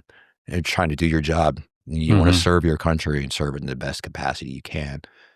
So I'll never go against my country. I'll never go against our armed services. I'm proud of everyone I served with. So I'm concerned that some of this information might upset someone or trigger someone, and that's not my intention. Someone in the government, or I don't want to upset anyone in the government. I really don't. I want them, to have their own opinions about things, but don't bring violence upon anyone else. Because of this. You're a free person. You could have your own opinions about it. You can make your own judgments. I'm not telling you to believe what I've done, what's happened to me. I'm not asking anyone to believe it. I'm asking people to just accept the information and make your own judgments, make your own determinations of things. What do you get out of it? I mean, because I get something out of it. It's wild to me. It's wild, chaotic. There's a lot of emotions involved in it. So I'm asking everyone just to interpret it the way you want. Well said. It's definitely a big pill to swallow, and it does tick so many boxes, and it obviously connects so many dots to a lot of the lore that's out there. So right. For me, this is fascinating because it's one of those things that connects this like sort of lore world that we observe and research and the real world. Absolutely. And now we're like, wait a second, we have an actual link here. And that for me is, really valuable in trying to decipher this whole puzzle, so to speak. It's starting to combine. So it's starting to blend together. The more you look at it. Okay. I want to touch on a few things. If you're still. Oh yeah. Okay. Go. One thing, you told me this really incredible story last night. Okay. Do you mind telling that? The one that happened with the females? Do you remember this one in the restaurant where you got locked out? Where I got locked out. So from base, you it was like 10:30 at night was like the time you had to go back, but then you went back and it was shut down. But then like you went to this restaurant, you went to this coffee shop. Oh yes. Yes, this happened in Iraq. Yeah. I wasn't working at the time. I won't go into detail of my job there. Yep. As a civilian, but I was working on the installation, and a fellow contractor was having a birthday, and this was out in Erbil, and Erbil, Iraq. And I had gone to his birthday at this location, and it was a karaoke spot. And I played pool there from time to time. So I had gone, and they had food and stuff. So I was eating food and playing some pool. And I knew I looked at my watch at one point, and I was like, oh no, it's almost time before they lock down the base and I can't get back on. I'm like, oh my God, I gotta go. And so I kind of rushed out, and I said, thanks. And I took off to try to make it back to the gate, and I didn't make it back in time. So they turned me around. So I was agitated. I was like, man, I can't believe I missed that. And so I went right back, and he was still there, and a lot of the other guys were still there, because a lot of them lived in little apartments and stuff out there in Erbil. And so I was just like, okay, well, I'll go back. Yeah, I can't get back on base now. So I had work to do, and I wanted to get back to my work, because I kind of engulfed myself with my work. I enjoy it. Or I have enjoyed it over the many years, because I know what I'm doing. So I wanted to get back, and I didn't make it in time. So I went back and hung out. I stayed pretty late until about 2:00 in the morning. And then I needed to kill time, because everybody was going home. Everybody was spending time with each other, and everyone was getting tired and rolling out. I decided I'm going to go down to the coffee shop with this other guy who didn't make time as well. There's a couple of us that didn't make it back in time. So we decided to go to this little coffee restaurant, breakfast spot. And we went and sat down and ate and ordered our coffees. And I got my little egg breakfast thing going. And while we were sitting there, a buddy of mine mentioned that, like, okay, well, we're not alone. There's more coming in. And I kind of glance over, and this one guy and 4 females. They were dressed in, flashy Arabic attire. So they didn't have their faces covered. It was just their hair that was covered. But, vibrant colors, blues and purples and greens and gold and silver in their clothing. It was women dressed nicely, had come in with this, basic guy, beard, and as they were coming to the table, I noticed it had the most brilliant colored eyes, blues. Oh, and most of them had like a blue colored eyes, and one was slightly violet, almost purple.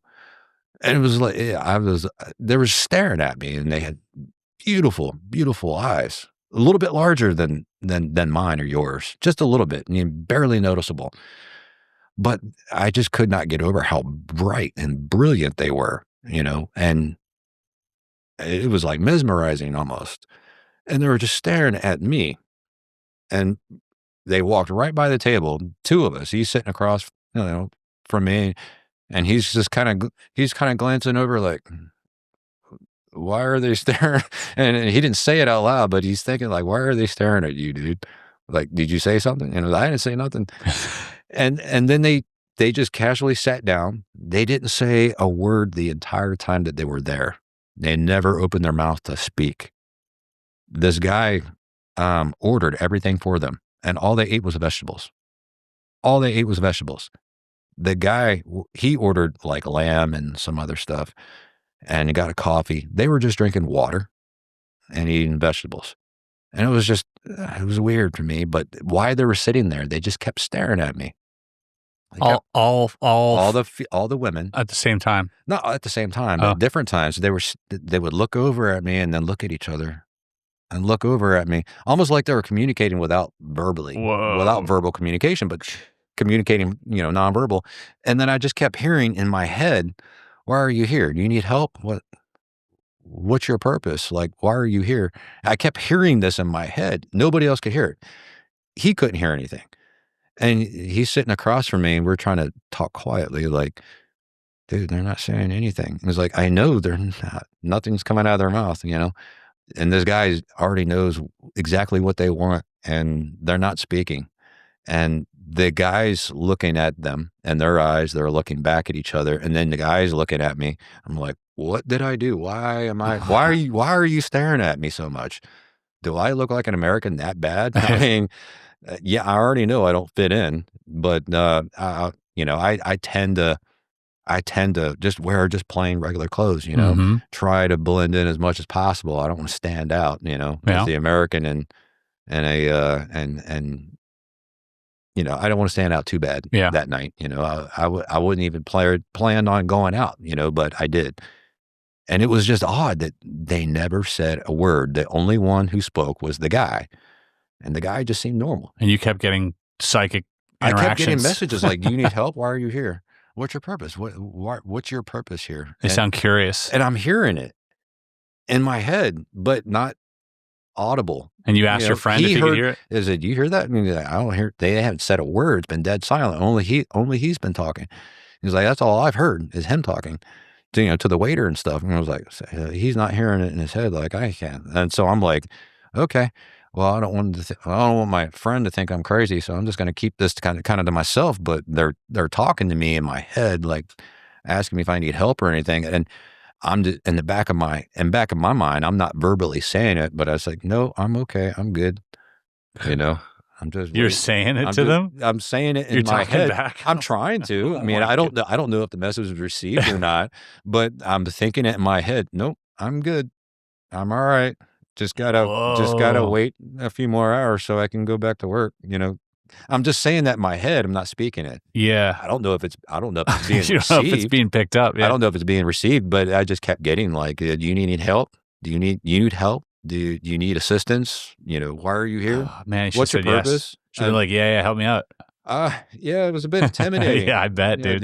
You don't want to offend people in their own country. You want to be as most respectful as possible. But also in that country, women are not staring at other men. No, that's the other thing. That was another thing that was throwing me off. Did they look Arabic from their complexion? Did they look like Middle Eastern? Or like they looked Middle Eastern. Like from except with like light eyes. Very brilliant eyes and almost flamboyant outfits, clothing. Yeah. And the other thing that I noticed is they all had purses with them on their shoulders. Is that unusual? No, it's not unusual for a woman to carry a purse, but they never took the purse off. Right. They were sitting down. They all had their purses still on their shoulders or draped over them. They never removed their purse. They never took it off and set it on the floor. They never rummaged through their purse. It just stayed there, and they continued to eat and drink. And whoa! And so it was just, that's a crazy detail. Stare at each other, look at another person and stare at them, look at me. Yeah. And it was just like, what? And trying to fit in.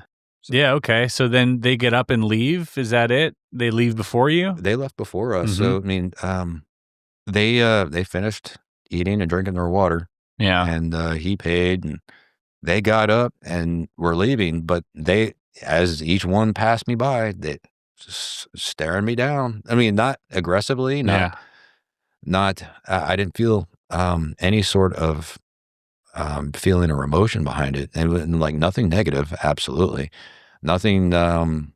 Curiosity, or more or less with curiosity. And when they walked by, they each looked at me with a pause, like they were, you good? Are you okay? Just kind of, I kept hearing in my head, you good? You're all right? That's the impression that I got, as they walked out. That's so creepy. They jumped in this little black SUV and took off. In a black SUV? There's lots of them. Yeah. They're all over the place out there. Yeah. It's interesting. There's a book by a guy called Dr. David Jacobs, and he basically did a lot of regression on experiencers and wrote a book called Walking Among Us, which is essentially talking about like how these later stage hybrids are kind of like hiding in plain sight, but also not too familiar with how to be human quite yet. Right. And they're kind of learning from us.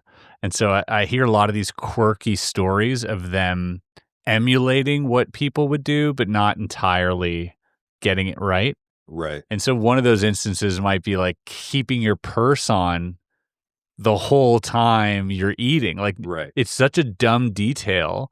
Yeah. But it's an important detail to fit in. you know, but like to teach that, if you're teaching someone how to be human, you're like, oh yeah, you go out, you leave your purse.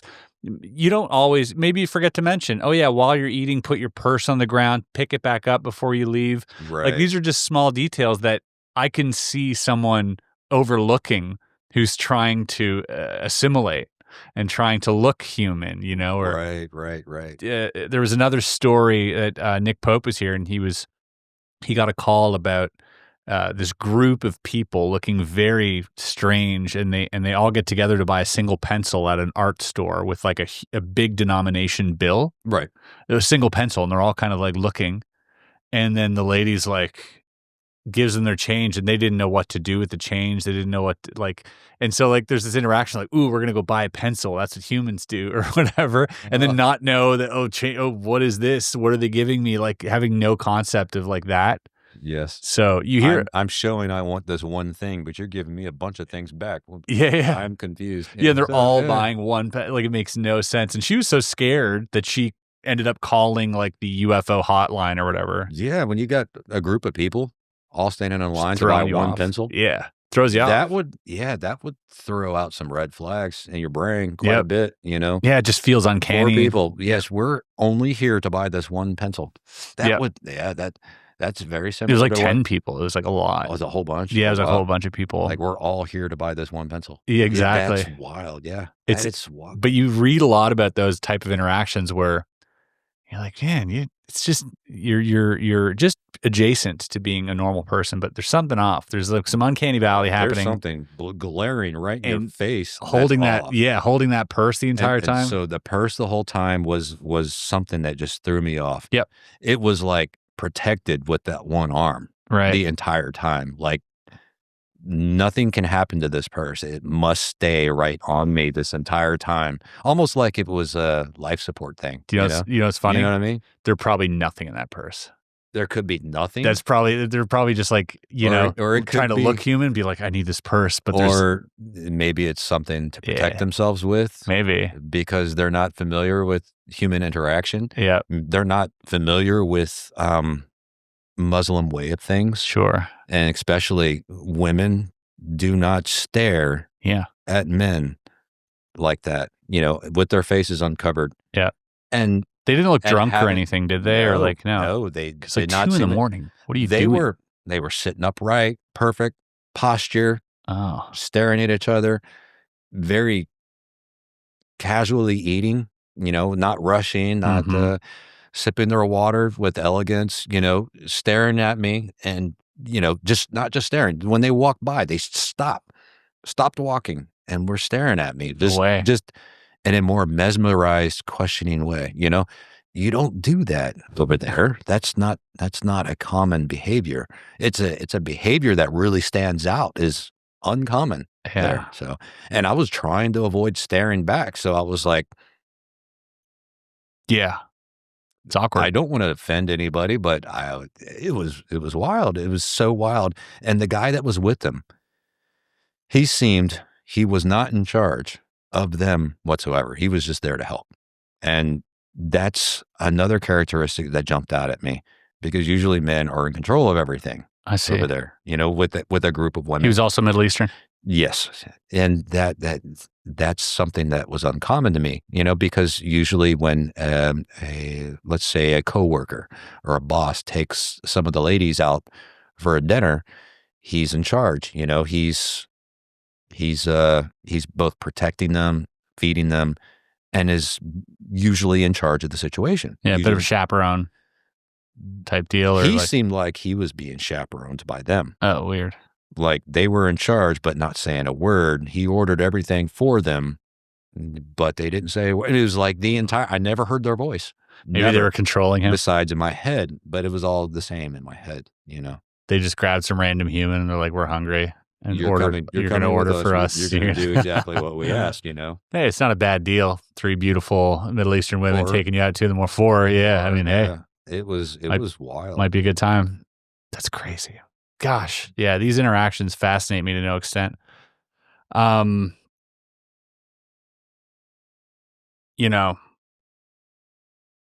As these messages that you're receiving go on, do you feel Are you writing them all down?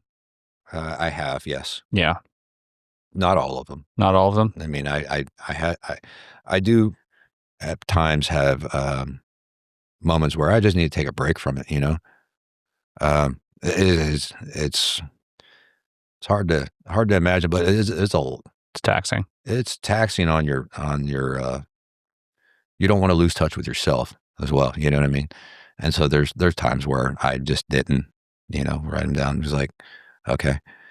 Or maybe in my perspective of things, this is not that important right now. I got other things going on. And then they seem to slow down a little bit during those times. And then when I'm ready to start writing things down again, it picks up again at times. So do you ever try communicating back? Just thinking. Do you ever get answers to what you're thinking? Sometimes, but very seldom. What's an example of an answer you've gotten back? Like, hey, I've got a lot of things going on right now. I have a kid getting ready to graduate. I've got some things going on. I don't have time for this right now. And then it was just calm down. Just calm down for a while. Yeah. I mean, but it's just thinking through some of this stuff. I've asked, can you give me some more direct answers that are helpful? Something that I can articulate down, write down, and it's like epiphany for everybody. So you cut to the chase and just give me the answer. Yeah. Stop giving me like some wild goose chase. Leave the cryptics out. Just give me the straight answer. No. And I get a response that's like, no, you have to be educated to that level. And so that's the impression that I get, that this happens for a reason, and it has to happen in the steps that it's happening in. And so they're not going to give you a straight answer. They're going to educate you to get that straight answer in time. You feel like you're progressing. I feel like I always feel like it's progressing. Whoa. But progressing, not fast, but at the pace that it's supposed to progress at, Whoa. Yes. I've asked that specifically. Just give me the answer. Just let me solve it. Let me put it out there. Let me get it out there. No, it doesn't work that way. Do you feel like they're holding things back from you? I do at times. What do you think? I don't think it's anything bad. No, but I think it's more along the lines of you need to know basis. You need to understand things the way they work in order for it to progress further. We need to ease you into things. Huh. Because, it's already like a super mind. Yeah, I'm a military. I cuss a lot, and I don't want to keep. No, you're good. This is good. It's a mind fuck. Yeah. It blows your freaking mind. Dude. And if they just threw everything at me at once, I mean, who knows what would happen to my mental state. So yeah, maybe this is a way to protect myself, that they're gradually sharing stuff. Because I believe that progression is needed. And then I specifically asked, just give me the answer. No, we won't do it that way. Do you think you were chosen? Like from like a young age? Do you think that you've been selected? A lot of strange things happened when I was a child. And we talked about this last night. My parents were still together. My mom and dad were still married. I was about 4. And it was a time when I was about 4 years old where I started waking up in different parts of the house. And it freaked my parents out when I wasn't in bed when they go to wake me up for school, and they couldn't find me. I wasn't under the bed, because sometimes I would go under the bed, and sleep under there because I was afraid. I don't know what I was afraid of, but I was drawing a lot of pictures that my mom took away and hidden because I believe I was drawing, grays. And she didn't want our community, our neighborhood, to think that we were crazy people. So she hid a lot of that. But I was sleeping under the bed because I was afraid when I was going to bed when I was little. I'm 4-year-old, seeing weird things. It could bother you. But they would go in to wake me up, and I wouldn't be in bed. I wouldn't be in the room. They would find me in the garage sleeping, like on some laundry that hadn't been washed yet. They would find me on the back porch, locked out of the house. They would find me in random places around the house and outside of the house that they'd go out and wake me up on. I've fallen asleep in a toy box on my back porch. You know, how can a kid sleep on toys? I don't know. Kids can sleep in weird places. They can sleep hanging off of a bed sometimes. So, yeah, that's when they started putting locks on the windows so that they couldn't be opened. And that's when things started to pick up. And there was one time where my dad was concerned and slept outside of my room. And because they would lock us in the room, me and my brother, they would lock me and my brother in the room because they thought I was sleepwalking. And so my dad grabbed a chair, put it outside our bedroom door, you know, tucked us in, and we went to bed. And I'd hear him outside the door, y'all stop laughing, y'all stop cutting up, go to sleep, go to bed. And so we'd stop talking and eventually fall asleep.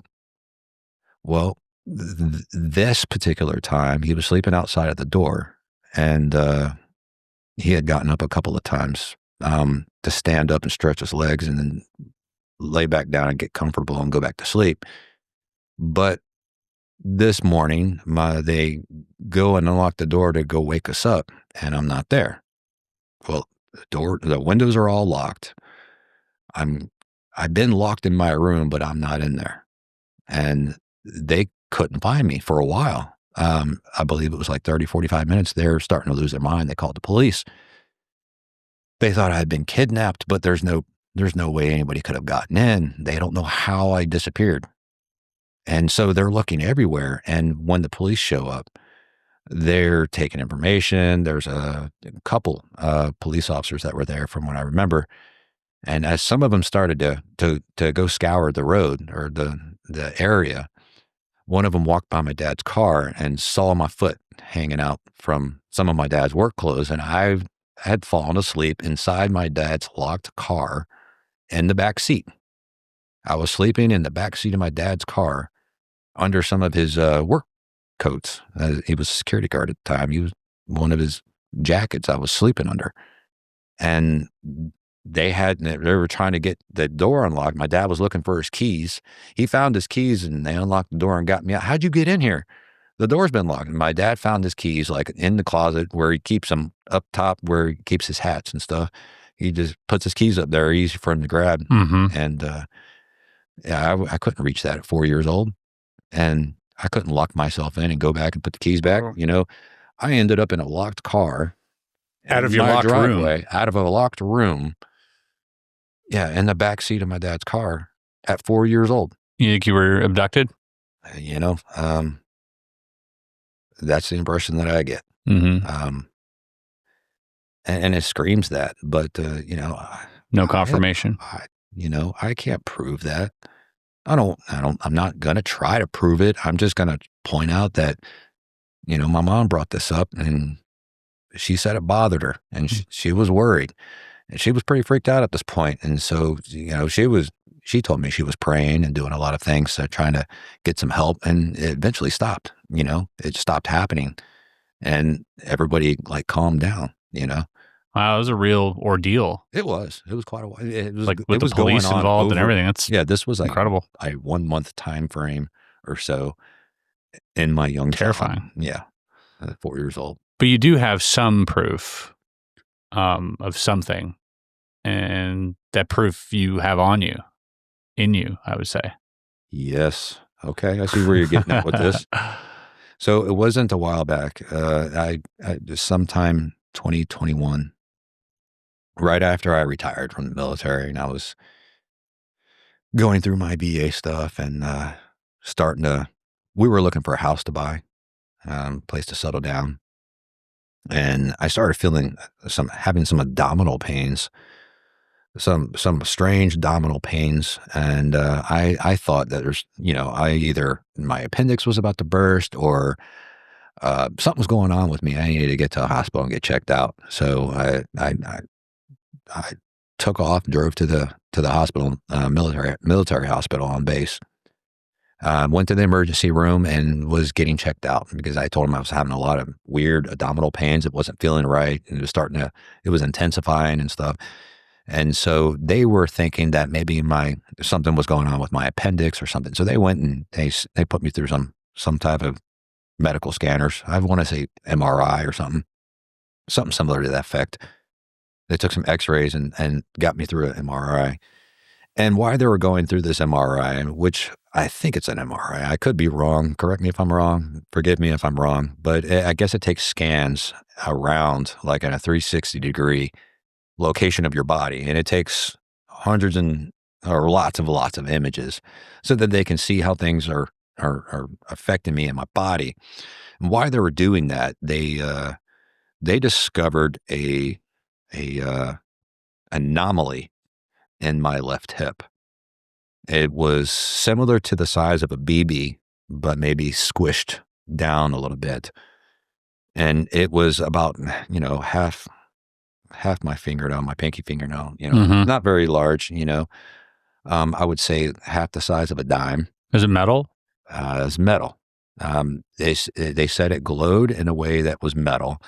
And it was, the strange thing is while they're playing the video and seeing it, you can see my circulatory system. You can see blood pumping from my heart. You can see the pulsing from my heartbeat. And this thing had its own pulse that was different from the rest of my circulatory system. So this thing had a pulse to it as well, but to a completely different beat of It's impossible. how my heart is. And this was metal. And this, I guess they said this had to have been some type of micronuclear, some sort of reaction or for it to show up the way it did. The doctors were baffled. They were, I mean, my doctor was like, what the hell? And he came back with two other doctors, I guess specialists in their field. And they're like, hey, we need to check you out. They didn't say anything at first. It was like, why is there three of you? Like, what are three of you doing here? He's like, we need to check you out. Can you roll to your right? And I rolled to my right, and they removing the paper apron that they always make you wear. They were moving that paper apron around and just completely checking out my the back of my buttocks, my hip, my legs, my inner thigh. They're checking me out thoroughly. I was like, it doesn't hurt there. It hurts in my abdominal. What are y'all doing? He's like, hold on, we're looking at something. We're looking for scarring. I was like, I don't have any scars there. He's like, you were military. Have you been blown up? I was like, no, not really. No, I haven't been really blown up. I have never received any shrapnel or anything like that in my career. So they were looking for entry wound, old entry sites. Yeah. Old injuries or old scarring. Yeah. They were looking for scarring, and I had no idea until they finished. And so they said, that's super weird. And so the three of us are in here because you have some sort of metal object in your hip that is pulsing different from your circulatory system. And we can see it on video. It's pulsing. We would like to ask you if you want it removed. We would be happy. We'd love to remove it from you. And I was like, and I said, I don't know.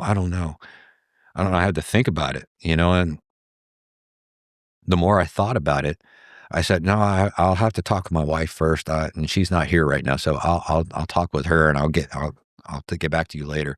And they were really trying to get me to have it removed. Really? They were really trying to convince me. It was like, well, it's a foreign object. They're excited about it. It's not good for your body. And it was like, is it causing anything? Well, no, but that doesn't mean it won't cause anything later.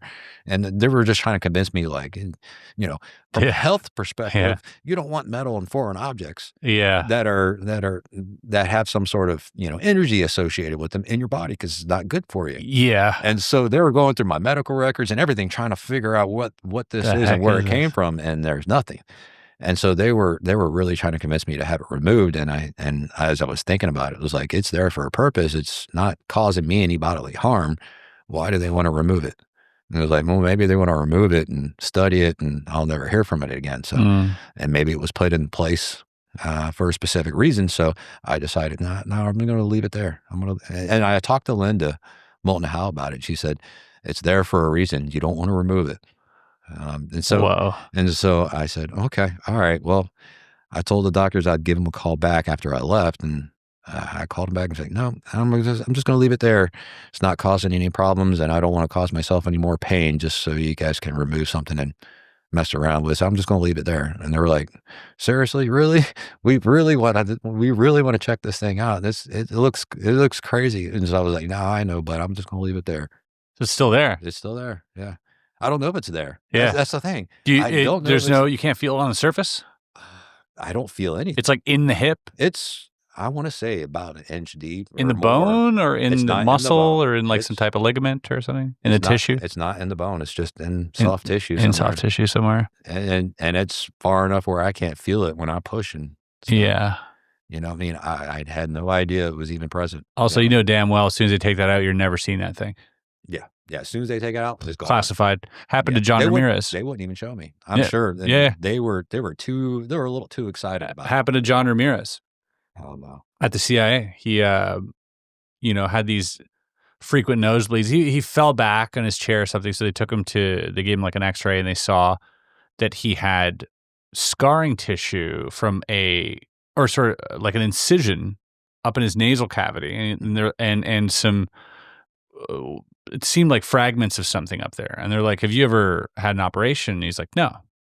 And they're like, we'd like to remove this stuff from you in your nose and at the same time solder that incision and it'll prevent you from having these nosebleeds. Right. And so they extracted whatever it was he had in his nose and, closed him up and, it was all good. And then later on when he was retiring, he remembers, he looks at his medical record and he goes, hey, can I get that back? And they go, oh, let us check. And they're like, nope, that's classified. And he goes, but it was in my body. And they're like, yeah, sorry, no, classified. It's ours now. So he called a doctor friend of his at the CIA who requested it. He could get access to it, but he wouldn't be allowed to show it to John either. What a whirlwind this has been. What a whirlwind this has been for you, sir. It has been a whirlwind, to say the least. Something you're still going through. Constantly, yeah. Man, I can't even. Can you promise me something? The next time you get a transmission, if it isn't too personal, you'd share it with me? Oh, absolutely. I don't want to keep anything, Yeah. From our progression. So, yeah, I definitely will share. Cool. Absolutely. And let me know, if you need my help with anything you got going on. Yeah. I'm happy to help with whatever I can help with. Absolutely. And okay. I think, I really started thinking about this more when I was in Israel. You know?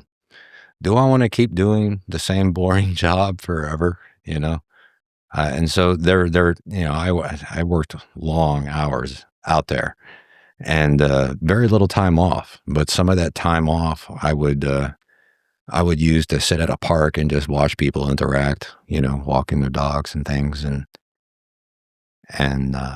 occasional children playing, and just kind of taking things in and thinking about a lot of different things. And there's good people out there, there's families, there's people who struggle, there's people who don't struggle as much, and I just, I'm just, we're all gifted with life and imagination and curiosities and brilliance that a lot of us just go throughout their daily lives not realizing they have, and I just value life. I value people. Yeah. And obviously the pursuit of something greater. Yeah. And I think it's important that, you don't want to get stagnant doing stuff that you're not, that doesn't really interest you much anymore, and you want to move on. So if anyone out there has got some ideas, I'm all for it. Yeah. I can make a living doing something I enjoy as opposed to, just the same mundane existence. Yeah. Here. And if anybody out there, wants to dot some I's or cross some T's on this whole puzzle, check out our Discord as well. This is a great place to reach out to me. I'm frequently on there, and I'll start a whole channel on this stuff. And so we can see people go down the rabbit hole and see what they come up with. I'll share that with you, and maybe bring you into the Discord as well, and be a part of it so you can see what people are putting together. Absolutely, that'd be kind of cool, right? It's always been crazy because there's a lot of things that just line up with other perspectives. Yeah, and I'm always open to other perspectives. Yeah, it is. And sometimes I can help people solve things really quick with just well, hey, that sounds really familiar. Did you try this? Oh, wow, I didn't think about that, Yep. It's like, we weren't built to do things solo. Yeah, definitely. We were built to inspire one another and help one another, and so that's that would be great. And in the great words of the Emerthers, expose hidden knowledge to all citizens. All right, Right. there you go. That's what we can be doing. That's what we're doing right now. Yes, that's exactly what we're doing right now. We're doing a thing. Maybe I don't know about all the hidden, but yeah. Well, maybe we're definitely sharing. Well, a lot of this was hidden. Yeah, definitely hidden. I'm going to bring up. I got my phone in my hand, but not because I'm texting anybody, but because I'm bringing up the questions here from. I didn't want to. So normally I ask our members Right. A day before. I give them like 24 hours to come up with questions. Right. But I just didn't at that point feel comfortable putting anything about you out yet until this goes out. Right. Just don't want to give anybody any reason to go and, do anything or say anything preemptively. This is going to be, a bit of a surprise for people, and I want to keep it that way. Okay. But I did reach out to a few friends, so I got 2 here. Okay. I don't have very many friends, but I don't believe that. I don't believe that. But here we go. We got one from my friend Jesse Michaels. Okay.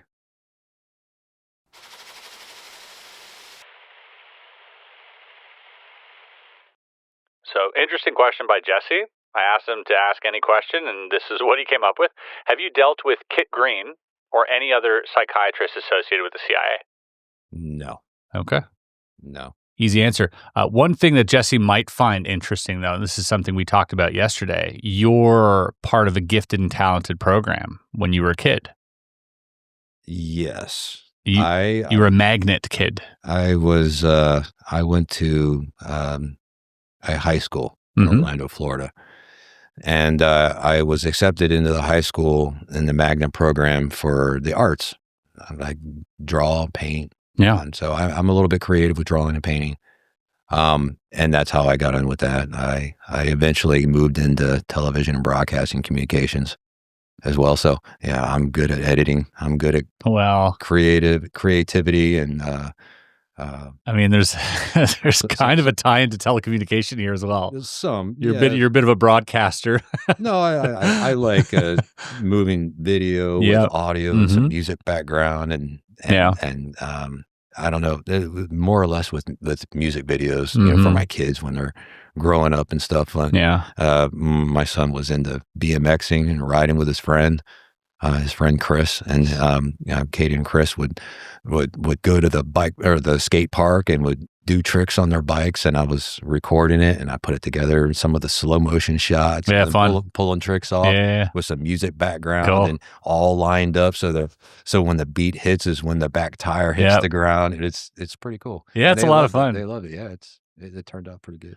But yeah, so I mean, that's an interesting thing because as Jesse knows, and I'm sure as a lot of people know here, that like the GATE program, the Gifted and Talented Education, was somewhat felt like some funnel for intelligence community, or at least people who were involved in the military in some capacity. Right. And there's been many, many cases of that, like that at the top line, like that you go through these gifted and talented programs, but then like there's like other levels that like you get put into. Right. And some people, have found themselves into a bit of a pathway into the intelligence community. So it's just interesting that you had that background as well. It is interesting that the military radar or field artillery radar was tied in with intelligence community. Yeah. And a lot of times I was put in charge of our intelligence personnel. Yeah. As I got, promoted and moved on. My job was essentially aligned with a lot of the intelligence community. Yeah. Cool. Well, good question, Jesse. Thanks for asking, but no CIA psychiatrist interaction here. No. We have one more question.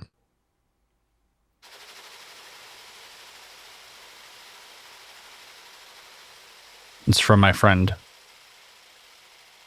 Luigi Venditelli. He asks, do you know of any specific physical procedures used by the Zeta creatures when handling a human? And now it doesn't have to be specific to the Zeta creatures, but could be to any. Do you know of a specific procedure that was done? In my in my dream, or in what I remember, the flashbacks I was having, I never saw any sharp objects or any medical devices going into me or onto me.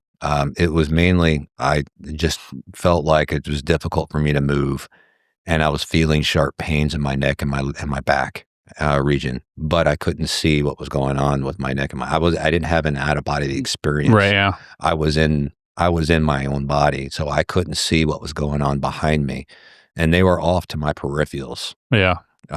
So I'm not aware of what was going on. Lower back, mid back, physically. upper back. It was mid to upper back. Okay. And then my neck. And then your neck. Right. Yeah. Was this prior to any injuries? Prior to most of my injuries, yes. Interesting. Yeah. You'd think they'd be nice enough to go back there and fix all that stuff too. It'd be nice, if For tampering anyways. come fix me, Yeah. make my back good. That would be great. All right, sir. Well, it was an honor talking to you, and it was an honor spending time with you. And I'm really, really grateful for you coming forward. One last question for me would be, what made you come forward? Originally, I wanted to protect my family, and just kind of live my life. But it's one of those things that I'm out of the military. I'm no longer in the military. I've still done some defense contracts, but I believe I'm going to start moving away from that and find another passion. This is why I throw that out, and in order for me to do that, I need to be completely transparent with everyone. And so, Disarmed First Class CJ. Yeah, CJ is a nickname. Crazy Jeremy. But I am Jeremy Weeks. So I'll come out and say it. It's I could lift the veil. It's time for me to move on and move forward. And the only way we move forward is by being open and transparent with everyone. Open and honest. Well, I appreciate you very much, Jeremy, and the world thanks you as well. Hopefully this is the beginning of a really fun and fulfilling rest of your life.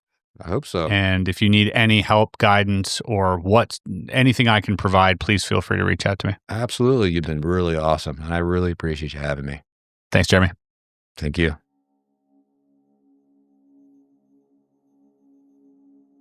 We are your creators, altered your evolution over time from the beginning.